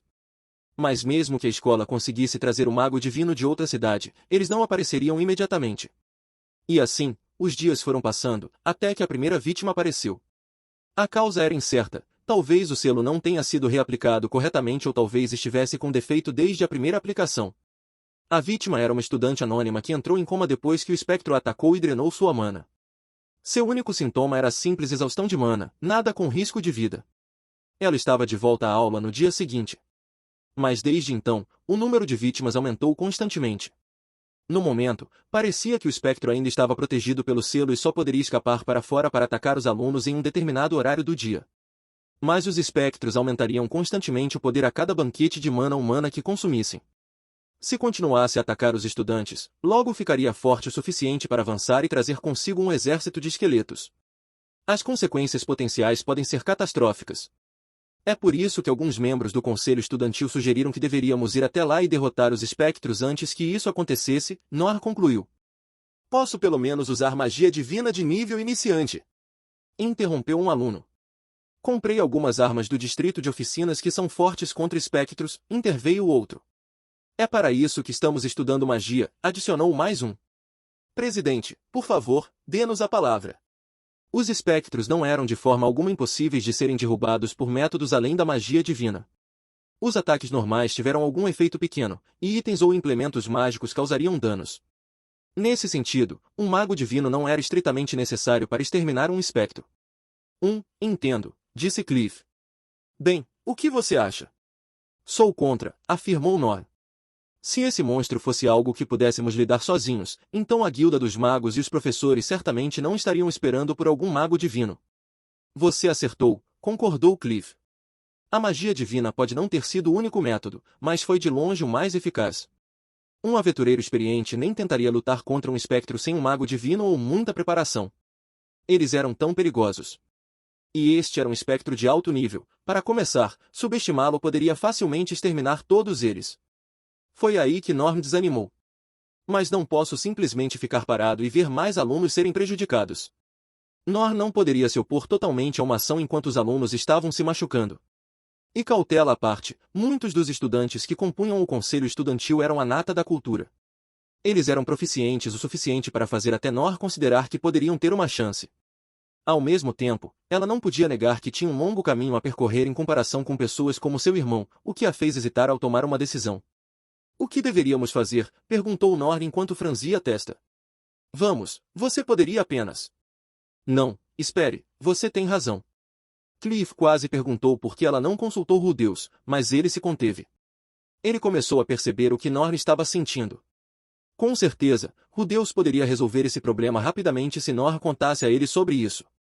Ele não era um mestre em magia divina, mas suas habilidades em magia ofensiva eram de nível imperial. Na verdade, Cliff especulou que ele estava à beira do nível divino. Matar um espectro ou dois não teria sido nada para ele. Mas simplesmente não estaria certo. Para Nor, isso estava fora de questão. Ela não conseguia explicar em palavras por que isso acontecia, mas dado o dilema do próprio Cliff, que ele precisava resolver sozinho, ele entendia. Tudo bem, vamos tentar isso, disse Cliff. Se você estiver bem com isso, vou te dar minha ajuda. Norn disse surpreso. Por sugestão de Cliff, ela passou do transe desatento para a presença repentina. Isso mesmo, você pode usar magia divina de nível avançado. Cliff alcançou a magia divina de nível avançado. A magia divina de nível intermediário ou superior não poderia ser ensinada sem a permissão da Igreja Miles, por isso não era ensinada na Universidade de Magia. Eles nem tinham funcionários que pudessem ensiná-lo. Mas Cliff era neto do Papa. Miles abriu uma exceção para ele e deu permissão para que ele aprendesse magia divina. Como tal, a Universidade de Magia convidou um instrutor especial para lhe dar aulas de nível avançado. Cliff estava prestes a se formar, então o instrutor havia partido. Estava nele. Presidente, este é um trabalho para o Conselho Estudantil. Sir Cliff pode fazer parte do Círculo dos Seis, mas ainda assim não deveríamos envolver estudantes regulares. Isso mesmo. Somos nós que devemos fazer isso. Do contrário, as pessoas vão dizer que o Conselho Estudantil é incompetente demais para fazer qualquer coisa sozinhos. Dirão que nosso presidente é impotente. Os dois estudantes que anteriormente estavam no caminho de Cliff se opuseram veementemente à ideia. Mas a coluna de Norn se endireitou. Ela olhou para eles. Parar os ataques é mais importante do que o nosso orgulho. Norn repreendeu severamente. Os dois estudantes recuaram. E além disso, e se algo acontecesse com vocês? Qualquer um de vocês pode ser o próximo. Presidente. Presidente Norn. Norn voltou-se para Cliff e olhou nos olhos. Seus olhos eram de aço, nada parecidos com os olhos que ela tinha quando visitou Cliff pela primeira vez ou quando Rudeus partiu para o continente Begarit. Aqueles eram os olhos de um cordeiro perdido, olhos que tremiam de medo e incerteza. Olhando para Cliff agora via olhos que ganhavam determinação a cada ano que passava. Ela visitava a igreja onde Cliff trabalhava sempre que precisava conversar. Todas essas confissões e reclamações devem ter feito a diferença. Cliff, você está pronto para isso? Sim. Cliff ouvia Rudeus dizer com alegria que Norn realmente cresceu de vez em quando, mas Cliff não tinha visto isso, já que ele só a ouvia reclamar e fazer confissões. Mas agora, ele sentiu como se estivesse vendo de relance aquela garota de quem Rudeus estava falando. Também ficou encantado com Cliff ouvir Norn pedir ajuda a ele em vez de a seu irmão. Tudo bem, conselho, disse ela, vamos nos infiltrar no armazém subterrâneo. Mas se isso se transformar em mais do que você pode aguentar, recue imediatamente. Estamos entendidos? Sim. E assim, Cliff e o conselho estudantil se aventuraram no armazém subterrâneo. O armazém subterrâneo estava diante deles. A Universidade de Magia foi uma instituição distinta com mais de 2 séculos de história desde a sua fundação. Eu não poderia dizer o número da idade, mas tenho certeza de que Cliff ou qualquer pessoa do conselho estudantil poderia fornecê-lo se você perguntasse. De qualquer forma, o prédio da Universidade de Magia passou por muitas ampliações e reconstruções desde a sua fundação, transformando-o na gigantesca escola que conhecemos agora. A elegância do layout do edifício fala do caráter dos administradores e arquitetos competentes que lançaram as fundações destes edifícios. Mas não importa quanto esforço tenha sido feito inicialmente nas fachadas arrumadas dos edifícios, ondas de repetidas renovações combinadas com o passar do tempo deixaram alguns edifícios sobre os quais um olhar generoso poderia deslizar enquanto admirava a beleza do campus. Um dos edifícios era este mesmo armazém. Havia vários desses armazéns dispostos na periferia do edifício, e todos estavam cheios de história da Universidade de Magia. Varinhas mágicas de 200 anos atrás, pergaminhos de 150 anos atrás, uma peruca centenária da família do diretor, qualquer coisa que pudesse ter alguma utilidade era jogada aqui quando nenhum uso imediato era óbvio. Resumindo, foi um lixo. Assim que Nora assumiu o cargo de presidente do conselho estudantil, ela decidiu que era hora de levar o lixo para fora. Se o lixo fosse retirado dos depósitos, a escola teria mais espaço. Então, ela sugeriu um plano para transformá-los em vestiários estudantis.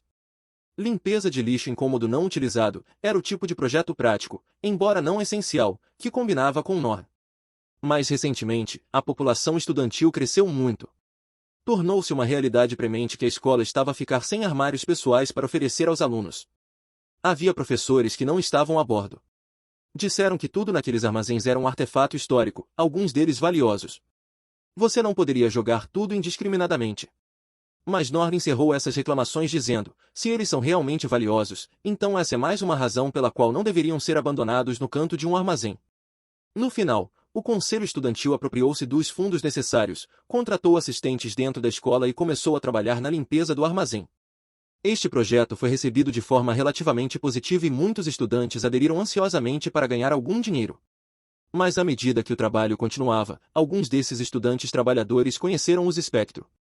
Foi assim que tudo começou, então sentimos alguma responsabilidade como conselho estudantil, explicou Norn Cliff enquanto segurava uma lâmpada em uma das mãos. Bem, pelo que ouvi, o conselho estudantil não deveria ter nenhuma necessidade de se sentir culpado. Em retrospecto, as vítimas apareciam de vez em quando antes mesmo de a limpeza começar. Mesmo com a barreira reaplicada, os ataques continuaram aumentando em frequência. Esta foi a prova de que o espectro no armazém estava ficando mais poderoso.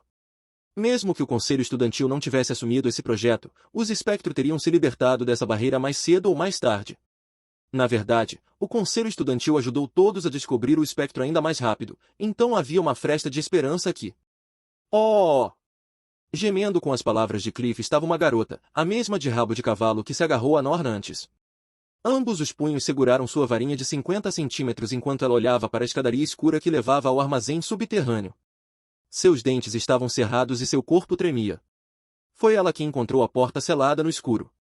Quem retirou o selo também foi ela. A primeira vez que ela abriu a porta, um esqueleto saltou. Seu ataque surpresa pegou e feriu um dos outros estudantes que a seguiram. O trabalho de limpeza se transformou em um confronto. Eles mal conseguiram destruir o primeiro esqueleto, mas imediatamente ele ressuscitou. O resto do conselho estudantil correu ao som da comoção. Eles conseguiram segurar a porta com magia de barreira de nível iniciante por tempo suficiente para que um professor com habilidades mágicas de barreira de nível santo chegasse, mas a amiga da garota que quebrou o selo ainda estava gravemente ferida. Se tivessem tido um pouco menos de sorte, os danos colaterais poderiam ter sido muito piores. Ela pode não saber que um espectro estava por trás daquele selo, mas não podia negar que o removeu parcialmente por capricho. Isso normalmente seria motivo para expulsão.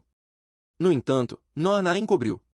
Ela vinculou incidentes recentes histórias de fantasmas e contou a mentira de que eles haviam esbarrado na porta do armazém e acidentalmente perturbado o selo enquanto procuravam por fantasmas. O fato de o esqueleto ter continuado a ressuscitar e atacar até que a magia divina pulverizou em pó provou que havia um espectro controlando. Realmente havia um espectro lá, e ele realmente estava atacando os estudantes, então Norn não inventou tudo. A garota que abriu a porta devia estar doente de culpa de qualquer maneira. Com certeza é assustador, disse Cliff enquanto seguia seu exemplo e espiava na escuridão. A porta selada estava em algum lugar ali. O susto do esqueleto interrompeu o projeto de limpeza do armazém. A área foi declarada proibida pela autoridade do conselho estudantil. Cliff lembrou-se da última vez que esteve nesta posição.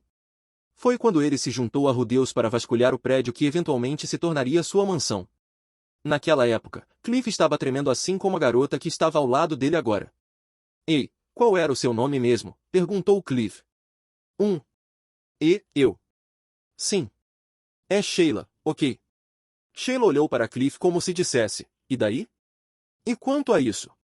Isso lembrou Cliff tanto de seu antigo eu que ele não pôde deixar de rir. Sheila, você já fez coisas como? Ou seja, você já se aventurou em uma floresta ou masmorra antes? Não, eu não tenho.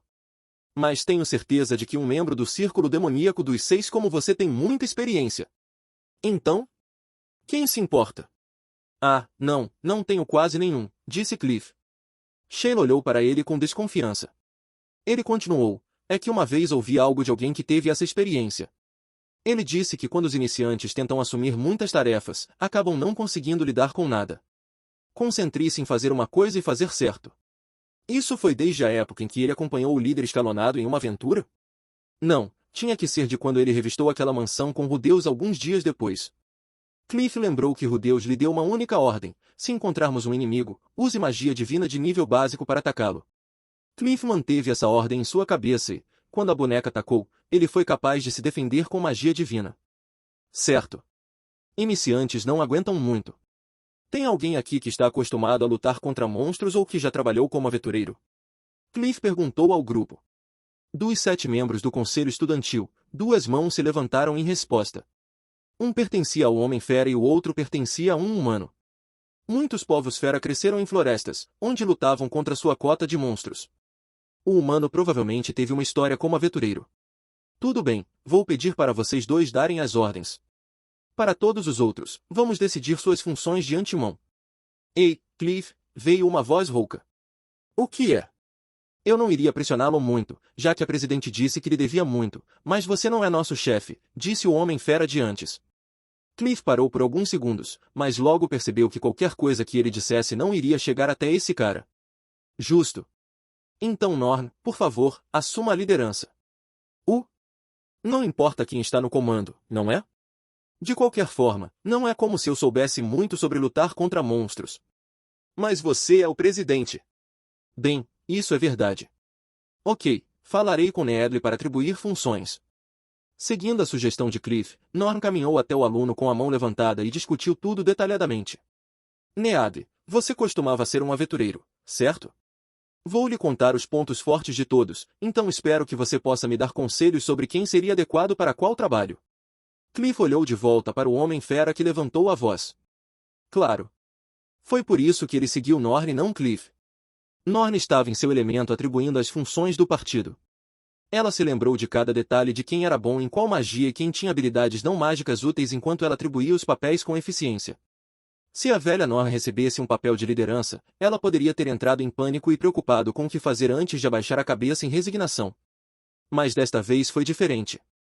Ela não era exatamente perfeita e ainda parecia em pânico, mas era capaz de trabalhar junto com as pessoas ao seu redor para cuidar de uma responsabilidade, mesmo que fosse um impulso tão repentino como este. Ela naturalmente não distinguia a bunda do tornozelo, mas estava conseguindo. Tudo bem, isso deve resolver tudo, disse Norn.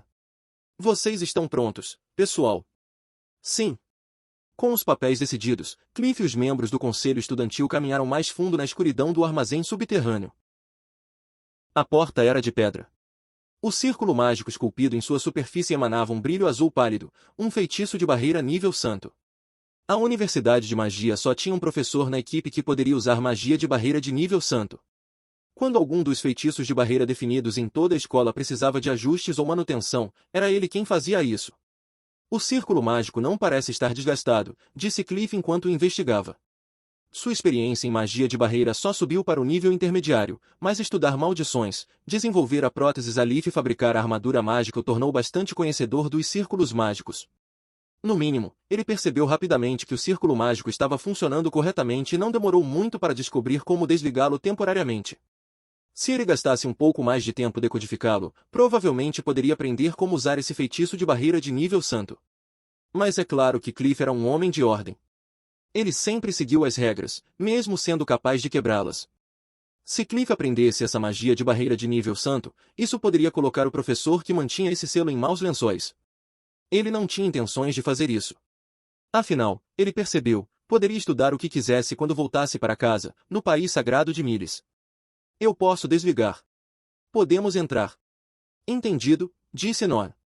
Todos, vocês estão prontos? Os membros do conselho estudantil prepararam suas armas em resposta. Alguns respiraram fundo, alguns tinham um brilho nos olhos. Havia humanos, feras, halflings e demônios. O conselho estudantil de Norn certamente tinha muito mais personalidade do que a equipe totalmente humana que Ariel teve durante sua gestão. Foi provavelmente a primeira vez na história da escola que tantos não-humanos foram reunidos em um único conselho estudantil. Tudo bem. Abre, por favor. A pedido de Norn, Cliff fez uma única incisão no círculo mágico. E de repente, a luz do círculo mágico desapareceu. As lanternas dos membros do conselho estudantil eram agora as únicas luzes que restavam iluminando aquela porta de pedra. O Homem-Fera veio até a porta e agarrou sua maçaneta. Com o rugido do Homem-Fera, a porta de pedra se abriu lentamente, rangendo cada centímetro do caminho. A porta só abria o suficiente para uma ou duas pessoas passarem por vez. O primeiro foi Neade, o ex-aventureiro, que se esticou e segurou a lanterna à sua frente antes de deslizar o pé para dentro. Os outros estudantes seguiram depois. Assim que todos entraram, o Homem-Fera agarrou a porta mais uma vez, e com aquele mesmo barulho terrível de raspagem, fechou a porta parcialmente. Não totalmente. Se a porta estivesse totalmente fechada, o conselho estudantil corria o risco de ter sua saída lacrada novamente por um professor que viesse ver como estavam. Por precaução, deixaram entreaberta apenas o suficiente para que uma única pessoa pudesse passar. A placa de proibição do lado de fora da entrada do armazém subterrâneo ainda estava instalada, e eles afixaram um aviso que dizia sob investigação do conselho estudantil. Se Rudeus estivesse nessa situação, ele simplesmente improvisaria e conseguiria ser selado. Mas muitos dos membros do conselho estudantil eram o tipo de nerds que ficavam trancados em lugares por brincalhões ou valentões, então aprenderam a aceitar precauções. O armazém subterrâneo ficou em silêncio. Eles se esforçaram para ouvir e, no escuro, os alunos ouviram o som fraco de um chocalho vindo de mais perto do que gostariam. Havia esqueletos aqui com eles. Tudo bem, vamos seguir o plano, disse Norm. Ao seu comando, o Homem-Fera e um garoto Alfin tomaram seus lugares na frente. Ambos seguravam uma massa de aço nas mãos. Os esqueletos eram todos de ossos, então as armas contundentes eram mais eficazes que as afiadas. Todos os membros do conselho estudantil estavam equipados com varinhas mágicas, cajados ou maças. O plano era afastar os esqueletos com ataques e feitiços enquanto os atacantes de longo alcance na retaguarda apontavam para os espectros que controlavam os esqueletos. Presidente, afaste-se! Gritou o Homem-Fera bruscamente. O barulho ficou mais alto à medida que a lanterna lançava sua luz sobre formas brancas. Uma figura feita de ossos, apenas ossos, sem tendões ou músculos para mantê-los unidos, ainda assim permaneceu de pé. Um esqueleto. Ele se arrastou em direção a eles. Este cadáver limpo olhou para os membros do conselho estudantil e depois ergueu o bastão que segurava bem acima do crânio. Ao fazer isso, o barulho se transformou em um coro enquanto muitos outros como ele se arrastavam para a luz. Sem retirada, declarou Norm. Todos, preparem-se para contra-atacar. Por ordem de Norm, o Homem-Fera e o Alfrin balançaram suas massas com força. O esqueleto balançou o bastão, mas seu movimento foi lento. As habilidades de um esqueleto na morte são proporcionais ao que eram em vida, este esqueleto não pertencia a um guerreiro. O Homem-Fera quebrou o esqueleto no chão com um único golpe de sua massa. No entanto, os ossos do chão chacoalharam quando começaram a se recompor. Os esqueletos ressuscitariam continuamente até que o conselho estudantil derrotasse os espectros que os controlavam. Avançar! Norm comandou. Seguindo suas ordens, os membros do conselho estudantil afastaram os esqueletos enquanto avançavam para dentro. Felizmente, nenhum dos esqueletos era particularmente hábil, então não conseguiram resistir ao ataque do conselho. Avançaram para a sala mais profunda. Lá, eles encontraram um único altar. De todas as coisas que podiam estar em cima de um altar, esta não tinha absolutamente nada. Nada, isto é, exceto a figura translúcida acima dela. Uma figura sem pernas. Por quê? Por quê? Por quê? Sussurrou. Foi o espectro. Por quê? Por quê? Por quê? O manto esfarrapado do espectro tremulou enquanto ele lentamente se virava para encarar os estudantes. O que restava de seu rosto magro e meio apodrecido ainda mostrava alguns sinais de juventude. A surpresa passou por seu rosto por apenas um momento, mas assim que compreendeu as formas de Norn e dos outros estudantes, soltou um grito de arrepiar os cabelos. É o espectro. O grito do espectro foi suficiente para fazer alguns estudantes recuarem e, ao fazê-lo, os numerosos ossos espalhados ao redor do altar flutuaram e se reuniram em mais esqueletos.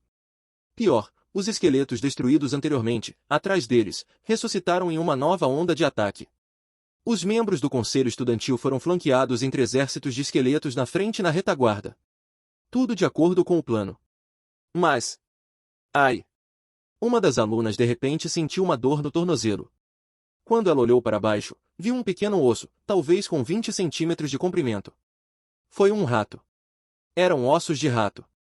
Eram os ossos brancos perolados de um rato, que corria e mordia os tornozelos dos alunos. Em seu desespero para tirar o rato esquelético de cima dela, a garota gritou e balançou a perna, balançando o braço da varinha enquanto fazia isso. E não foi o único rato esqueleto, dezenas de outros correram pelos pés dos conselhos estudantis e se contorceram nos tornozelos. Uau! A formação deles desmoronou. Acalme-se, por favor, gritou Norm. Primeiro vamos nos concentrar nos esqueletos humanos. Não, talvez devêssemos recuar? Norm tentou conter a onda de pânico, mas sem uma ideia clara do que priorizar, ela se viu sobrecarregada. Ela só podia balançar sua massa contra os monstros que saltavam a seus pés. Enquanto ela lutava, os esqueletos humanos se aproximaram dos estudantes. O resto do grupo pode ter entrado em pânico, mas Cliff se manteve firme. Os ratos são um problema, pensou Cliff, mas os esqueletos são lentos, e não parece que esse espectro seja tão durão. Se este fosse um espectro mortal rank A, teria enterrado o grupo sob uma chuva de magia assim que terminasse de convocar os ratos esqueletos. Ou talvez teria se aproximado deles para sugar sua mana. E, no entanto, não aconteceu nada, apenas flutuou acima do altar e continuou a gritar. Sua voz nem era tão assustadora. Comparado com aquele rei demônio cabeça dura que ele conheceu no continente demônio, esse espectro parecia uma colegial. Espere. E se esse espectro for realmente fraco? Esse pensamento o atingiu como um raio. Se este fosse o velho penhasco, ele poderia quebrar a formação, desobedecer e colocar todos os outros em perigo. Este não faria isso por um palpite. Claro, isso só se aplicava quando era apenas um palpite. Cliff percebeu que havia algo que ele poderia fazer para transformar esse palpite em certeza. Óleo da identificação! Cliff gritou enquanto puxava o tapa-olho. Num instante, seu campo de visão se encheu de palavras, palavras e ainda mais palavras. Ele atravessou a onda de informações que causava dor de cabeça até que finalmente chegou à informação que precisava.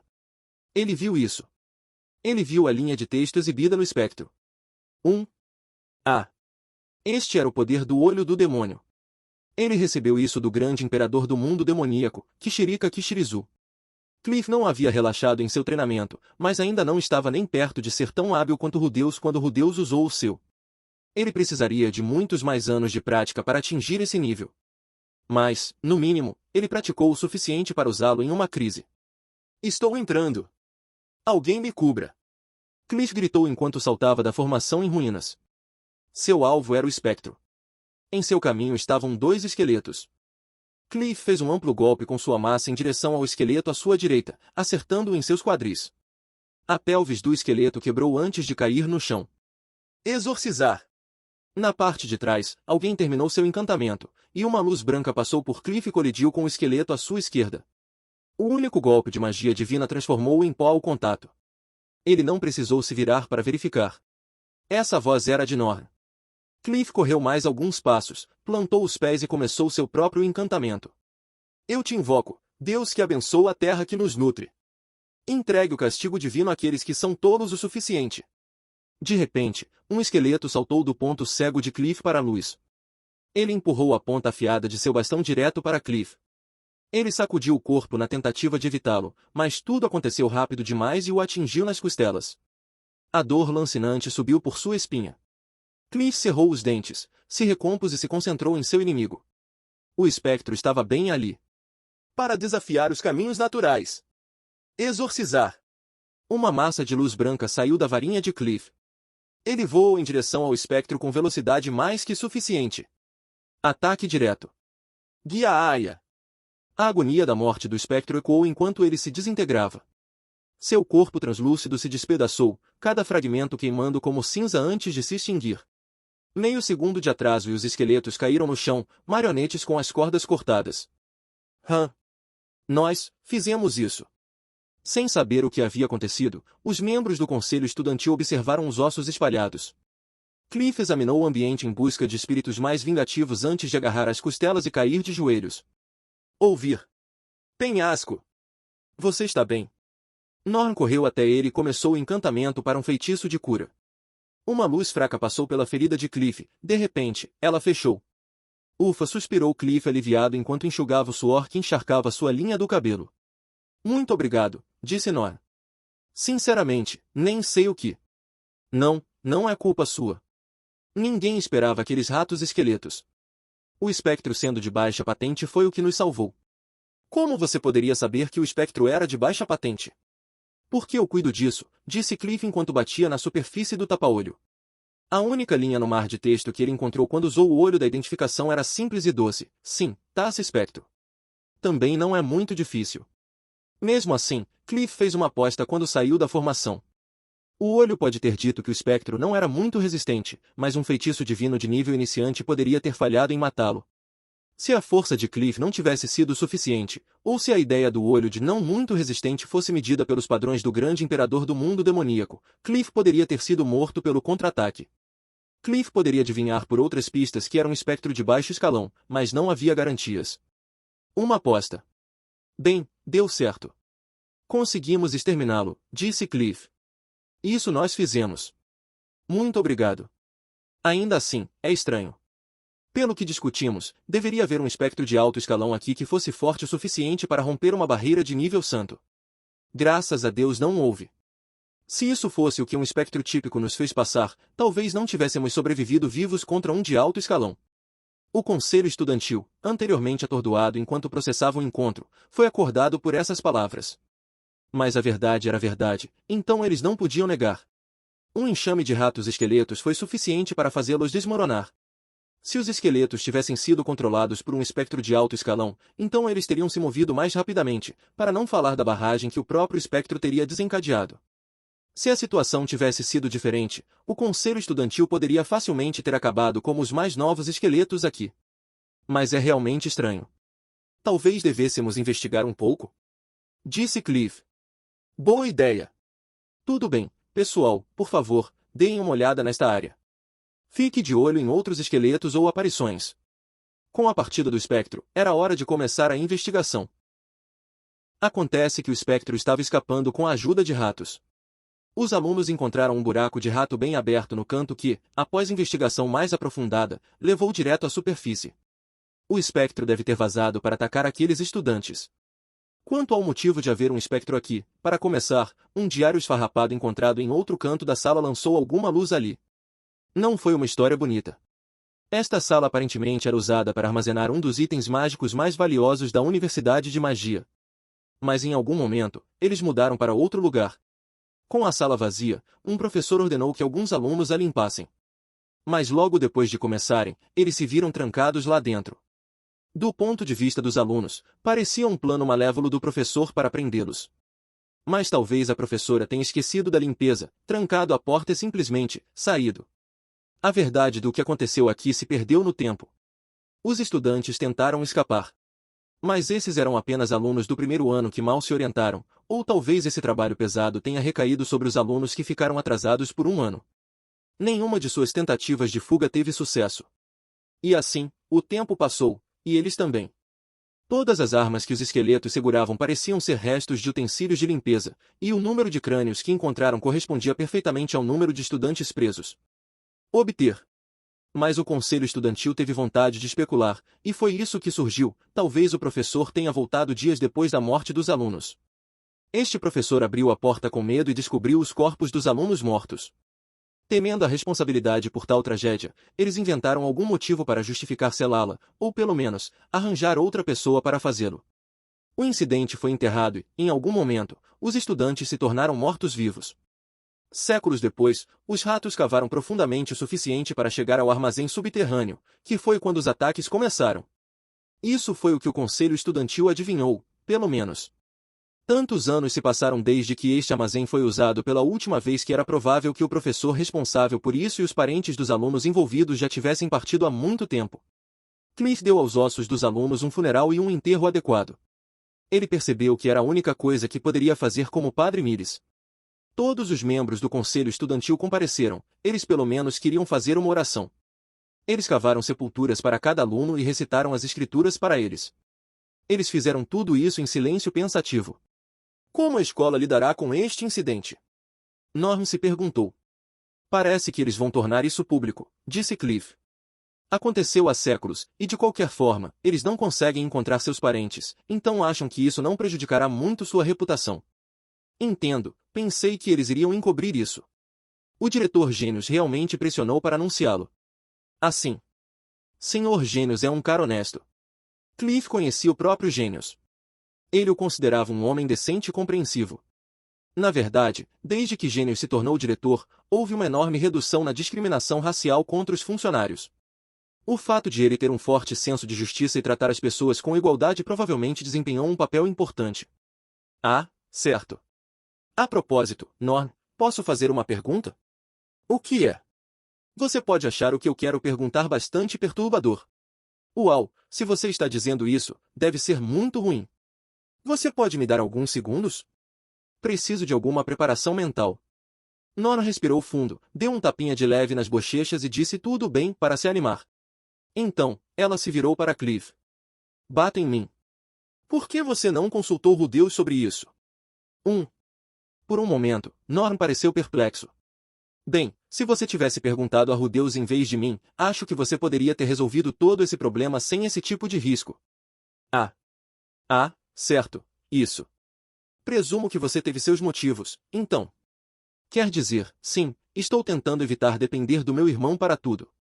No final das contas, acho que se há algo que eu possa fazer sozinho, eu deveria fazer. Norm riu de si mesma por causa disso.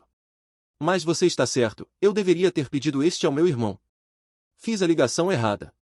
Norm disse que ela fez a ligação errada, mas Cliff se lembrava de forma diferente. Norm se opôs a fazer isso.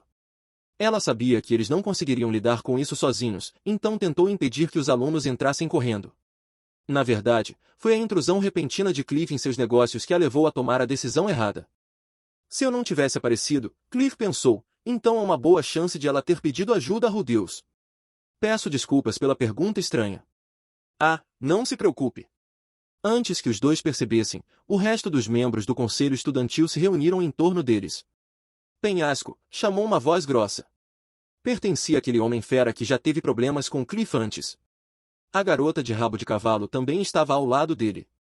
O homem fera, com seu rosto intimidador contorcido de emoção, curvou-se repentina e bruscamente. Estaríamos em sério perigo se não fosse pela sua ajuda. Peço-lhe que, por favor, perdoe minha grosseria naquele dia.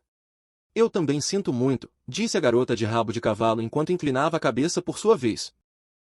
Não é problema. Afinal, você não foi tão rude. Não, eu fui rude. Eu te julguei porque você fazia parte do círculo demoníaco dos 6. Não consigo me desculpar o suficiente. Eu também, imaginei que você seria como Linnea ou Porcena. Isso é muito injusto, sim, disse Cliff, apertando as têmporas ao pensar naquele gato e cachorro zombeteiros. Se era isso que ele estava sendo comparado, então a cautela deles era justificada. Mesmo assim, estou feliz por termos resolvido esse problema, disse Norm com um pequeno aceno de cabeça. Obrigado, de verdade. Agora ninguém terá que chamar o presidente de incompetente, brincou a garota de tranças. Eu juro, você está sempre falando sobre isso. Estou, agora? Mas é verdade que as notas dela não são tão boas, não é? As notas não têm nada a ver com o desempenho no trabalho. E nossa presidente é excelente nisso. Claro, vocês, feras, sempre ficam assim. Sempre abanando o rabo para o seu querido presidente como se você fosse o animal de estimação dela. Animal de estimação? Onde diabos você desce?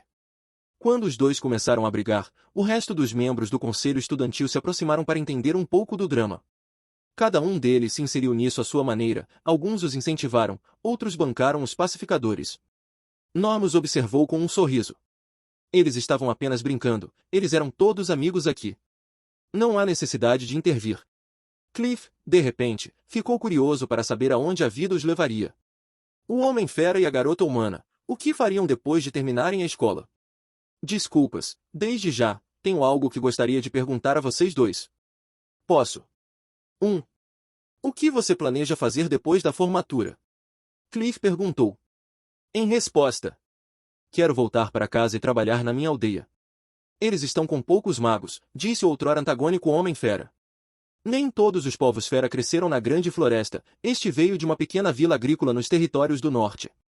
Ele e sua família eram os únicos povos-fera da aldeia, o que, para ser franco, significava que eles enfrentaram muito preconceito. Um de seus objetivos era provar que o preconceito era errado, e ele decidiu que a melhor maneira de fazer isso seria com muito trabalho. Na verdade, minha família é da nobreza, mas eu estava pensando em talvez me tornar um cavaleiro, disse a garota humana que estava batendo de frente com um homem-fera há pouco. A formatura estava muito distante para ela, então ela não tinha pensado muito sobre onde iria depois. Mas mesmo que seus objetivos estivessem um pouco fora de foco, ela estava tentando encontrar uma profissão que aproveitasse sua educação na Universidade de Magia. Ela não queria viver a vida tranquila de uma dama e se casar com algum outro nobre, ela queria ser uma cavaleira, onde teria muitas chances de usar sua magia. Acho que vou entrar no mundo dos negócios. Um colega meu que se formou no ano passado me pediu para me juntar a ele, disse um garoto demônio. Ele se formaria no ano que vem, então estava trabalhando em uma empresa comercial entre os estudos para aprender os detalhes. O conhecimento da magia provou ser surpreendentemente útil nesse ramo de trabalho, então havia alguns graduados com o objetivo de se tornarem comerciantes. Eu não tenho a menor ideia. Acho que vou me aventurar. Claro, havia alguns alunos que estavam longe da formatura e pensavam assim. Muitos dos estudantes mais velhos procuravam alguma direção na vida, mas estavam procurando. Mas, na maioria das vezes, quanto mais próxima a formatura chegava de cada aluno, mais focados e sérios eram seus planos para a vida depois da escola. Ouvir sobre todos os seus planos fez Cliff pensar. São todos diferentes, né? Mas todos vocês têm muito respeito por Norma, certo? Você já pensou em trabalhar para ela depois da formatura? Bem, se a presidente Norm dissesse que queria que eu fizesse isso, então eu pensaria sobre isso, é claro, mas ela não nos disse o que quer. Todos os olhos se voltaram para Norm. Você quer dizer eu? Isso mesmo, gostaria de ouvir seus planos futuros também. Norm apoiou o queixo na mão e parou um momento para pensar. Ainda está longe, então não é como se eu tivesse pensado muito nisso. Apenas o que vier à mente. Certo. Bem, quero encontrar um emprego que possa realizar quando me formar. Um que me convém. Oh, você já entendeu tudo isso, então. Seu plano era honesto, prático e, acima de tudo, um pouco simples. Assim como Norma, você não tem algo que queira fazer. Quer fazer? Bem, no seu caso, você poderia pedir a Rudeus e conseguir o emprego que quisesse. Norm fez beicinho por um momento, como se a sombra de Rudeus estivesse passando sobre ela e ela não gostasse. Cliff percebeu seu erro, mas antes que pudesse se desculpar, Norm deu sua resposta. Aprendi muito nessa escola. E quero saber do que vir aqui me tornou capaz. É por isso que qualquer decisão que eu tome, provavelmente a tomarei pouco antes de me formar. Para mim, sozinho. Essas palavras penetraram direto no cérebro de Cliff. Tudo veio até ele. Com o que ele estava realmente preocupado, o que ele realmente queria fazer. Ela estava certa. Se ele deixasse Rudeus fazer o que prometeu, então Cliff realmente subiria na hierarquia da Igreja Miles. Dado que ele também era neto do Papa, certamente seria capaz de alcançar uma posição bastante elevada sem suar a camisa, se não sem levantar um dedo. E quando essa hora chegasse, Cliff pensaria consigo mesmo. Qual foi o objetivo desses 7 anos? Para que estudei durante esses 7 anos? Para que eu trabalhei? Por que tive essas experiências únicas na vida? Alguma dessas experiências únicas nesses 7 anos teve algum significado? Sim, ganhei um amigo que só acontece uma vez na vida, Rudeus. Isso não significaria que nada em mim mudou durante esse tempo? Foi isso. Ele queria saber. Ele queria ter certeza. Ele precisava saber o que aprendeu e o que ganhou valeu a pena nesses 7 anos. Bruxa. O que é isso? Obrigado. Você me ensinou uma lição valiosa aqui. Norm parecia um pouco confusa com a risada repentina e gentil de Cliff, mas ela logo respondeu com sua própria risada. Ela cruzou as mãos à sua frente, endireitou a postura, ergueu o queixo e disse, não, tenho que agradecer a você por me ensinar tanto ao longo dos anos. E com isso, ela fez uma pequena inclinação de cabeça. Norm confiou na ajuda de Cliff muitas vezes quando Rudeus não estava por perto. Pode ter parecido que ela ficou parada ouvindo as palavras de Cliff, mas Norm estava grato por isso. Como seu superior e seguidor de Miles, Cliff ouviu suas reclamações, ensinou-a a ser forte, orientou-a em seus estudos. Cliff não era a única pessoa em quem Norm confiava, mas ela ainda o considerava uma grande influência. É um pouco cedo, mas parabéns pela sua formatura. Obrigado por tudo. Quero dizer. Em resposta a Norm, os membros do conselho estudantil inclinaram a cabeça e disseram parabéns juntos. Eles podem ter pensado nisso como seguir o exemplo de Norm, mas o respeito verdadeiro e claro ecoava em suas vozes. Cliff estava um pouco confuso, mas não iria encolher os ombros. Em vez disso, ele abriu um sorriso. Obrigado. Naquela noite, Cliff pensou nos acontecimentos da tarde enquanto estava na cama. Ao lado dele estava Elinalise, e ao lado dela, Clive, cochilando. Os olhos de Elinalise estavam fechados, mas ela estava acordada. Cliff percebeu porque ela continuava acariciando amorosamente seu corpo. Cliff sussurrou para evitar acordar Clive. Elinalise não respondeu, mas parou a mão e encostou a testa no ombro dele. Cliff entendeu sem que ela precisasse dizer uma palavra. Cliff virou a cabeça para ver seu lindo rosto bem diante de seus olhos. Cliff acreditava que escolher um parceiro com base na aparência não funcionava. Mas mesmo assim, ele a achou linda no momento em que colocou os olhos nela. Apesar de suas ideias sobre o que seria uma boa parceira, ele ainda a queria. Ela não era a mulher que ele imaginou para si mesmo. Não, ela era muito mais bonita, tanto de corpo como de alma e de atitude. Eu decidi a resposta que darei a Rudeus, disse Cliff. Elinalise envolveu os dedos na mão de Cliff em resposta, gentilmente. Veja, sou grato a Rudeus. Graças a ele, acho que realmente cresci. Mas não o suficiente para sentir que posso me considerar um homem. Elinalise não disse nada. Quando Cliff falava, especialmente sobre assuntos sérios como esse, ela sempre ficava em silêncio para ouvi-lo, assim mesmo. Acho que é em parte graças a ele que podemos ter um filho e viver juntos essa vida abençoada. Tenho certeza que ele diria o contrário, é claro. Ele pensa muito de mim por algum motivo. Ele diria que foi apenas o resultado do meu trabalho duro. Essa é a questão, Lizzie. Se Rudeus estiver em apuros, quero ajudá-lo. Sempre, quantas vezes eu puder. Minha força pode não corresponder à que Rudeus tem no Mendinho, mas imagino que possa haver algo que eu possa fazer. Deve haver coisas que ele não pode fazer e eu posso. Mas se eu simplesmente fizer as mesmas coisas que ele, se me colocar sob sua proteção, então não acho que algum dia desenvolverei outra habilidade que ele já não possa desenvolver.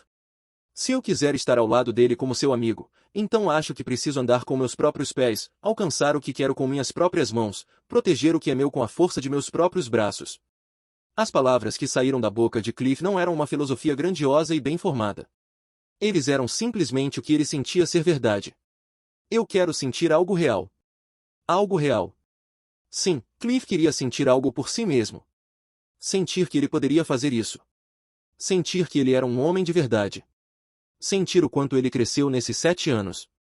Sentir que ele poderia proteger Elinalise e Clive sozinho. Ele queria testar-se na assustadora hierarquia da Igreja Miles. Claro, isso era pura vaidade. Se ele colocasse a segurança de Elinalise e Clive em primeiro lugar, aceitar a ajuda de Rudeus desde o início e obter o apoio de Orsted teria garantido isso. Mas esse não seria o fim da história. Se Cliff fizesse essa escolha, certamente perderia confiança em algum momento. Quando chegasse a hora de enfrentar uma crise verdadeira, ele congelaria sem a ajuda de Rudeus. Ele aguardaria a orientação de uma autoridade que deveria ser seu amigo e colega, e deixaria escapar algum momento crucial. Cliff não conseguia colocar em palavras sucintas por que achava que isso aconteceria. Tudo o que ele tinha era a vaga previsão de que seria assim, e odiava a ideia de enfrentar esse destino. Então é isso que você pensa, Cliff, disse Elinalise. Ela entendeu. Estou errado? Não. Mas uma coisa, você já me tem ao alcance do braço. Posso ser uma espada para derrubar seus inimigos ou um escudo para protegê-lo do perigo. Não adianta não usar as armas que você tem. Ah, você está certo. Dizem que armas e armaduras são extensões do seu corpo. Elinalise levou isso a sério, ela queria que Cliff a tratasse como se ela fosse parte de seu próprio corpo. Não no sentido de usá-la como uma ferramenta, mas de considerar sua presença tão natural quanto seus próprios braços e pernas. Essa era a maneira de Elinalise apoiar o marido. Ainda assim, você passou tanto tempo pensando sobre isso. O que fez você decidir de repente? Oh, bem, aconteceu uma coisa com os membros do conselho estudantil hoje. Cliff falou sobre os acontecimentos do dia. Ele explicou sobre a preocupação de Norn, como eles exterminaram os espectros sob a escola, como ele perguntou aos membros do conselho estudantil sobre o futuro deles, e por último, sobre como Norn agradeceu e fez uma reverência com um sorriso. Ei, parece que você teve um bom dia. Sim. Mas há uma coisa que está me incomodando. Oh, ponto. Sim. É apenas um pensamento que tive hoje. Posso pedir que você compartilhe comigo? Quero dizer. Ok. Não se preocupe, não vou rir. A voz de Elinalise era gentil enquanto Cliff se atrapalhava com as palavras. No entanto, as pontas de sua boca estavam curvadas em um leve sorriso. Quando Cliff começava a se atrapalhar com palavras como essa, geralmente era porque queria dizer algo bom sobre uma mulher. Ele não queria parecer que estava trapaceando. Elinalise adorava essa parte de Cliff. Ele tropeçou porque não conseguia suportar a ideia de ela o odiar. Bem, não tenho certeza se há algo que devo dizer a você, mas, acho que talvez, potencialmente, Norn possa gostar de mim. Oh, céus! Cliff, você não está me traindo, está? Você sim. Underline seu canalha. Não, eu não. Até agora, era assim que geralmente acontecia. Cliff entraria em pânico para negar, e então Elinalise iria provocá-lo um pouco mais, e no final, ela diria que estava apenas brincando enquanto eles se abraçavam e faziam as pazes. Mas esta noite Elinalise decidiu ser um pouco mais séria. Há muitos homens que dariam em cima de mim, mas não há muitos que pensariam em começar uma família comigo depois de saberem que tipo de mulher eu sou. Francamente, eu também não. Mas você examinou isso. Você viu essa mulher que você não conhecia e acreditou na palavra dela. Você enfrentou o desafio de acabar com minha maldição de frente. Essas não são coisas que qualquer um faria. Foi por isso que me apaixonei por você. Meu coração é seu, Cliff. Se eu tivesse que sair do nosso casamento e dormir com outra pessoa para continuar vivo, então aceitaria de bom grado a morte nas mãos da minha maldição. Isso mostra o quão bom você é. Não há ninguém com quem eu preferiria estar. Quero dizer, não acho que sou tão bom assim. Sem saber como aceitar um elogio tão pesado, Cliff ficou vermelho como uma beterraba enquanto seus olhos giravam nas órbitas. Agora que fui claro, você é livre para acreditar ou não nas palavras que estou prestes a lhe dizer. Claro. Cliff engoliu em voz alta a própria saliva, mas Elinalise interrompeu sem lhe dar um momento de pausa. Ela não está afim de você. Minha maldição me tornou bastante perceptivo a cada espiral sutil do coração de uma mulher. Então, tenho certeza. Essas palavras cruéis deixaram Cliff sem palavras. Mas Elinalise logo riu do marido e continuou em tom de provocação. Mas talvez, e quero dizer, talvez, eu esteja falando por ciúme. Talvez eu esteja mentindo para separar vocês dois porque não quero que Nor os leve embora. Não, eu sei que isso não é verdade. Certo. Eu sabia disso. É por isso que prefaciei meu pensamento com um talvez. É só que, se ela realmente nutre alguns sentimentos por mim, então isso seria, você sabe, um problema. Claro, querida. Cliff procurou desculpas apesar de seu rosto vermelho como uma beterraba. Elinalise olhou com carinho. Ela não pretendia testar a lealdade dele, mas o fato de Cliff ficar tão perturbado provava sua lealdade. Ele era tão doce. Uá! Uá! E só então, Clive começou a chorar. Talvez Cliff estivesse falando muito alto, ou talvez Clive estivesse cansado de ver seus pais flertando, mas ele estava mal-humorado. Querido, parece que ficamos um pouco barulhentos. Oi, desculpe. Elinalise sentou-se, inclinou-se sobre o berço ao lado dela e cuidou de acomodar Clive. Cliff também se sentou, com as mãos inutilmente arranhando o ar na esperança de poder fazer algo para ajudar, mas Elinalise acalmou Clive antes que ele encontrasse uma maneira de ser útil. Pronto, disse Elinalise enquanto balançava suavemente o corpo para acalmar o bebê. Cliff observou uma alegria indescritível brotar dentro dele, e um senso ainda maior de compromisso com o caminho que ele escolheu.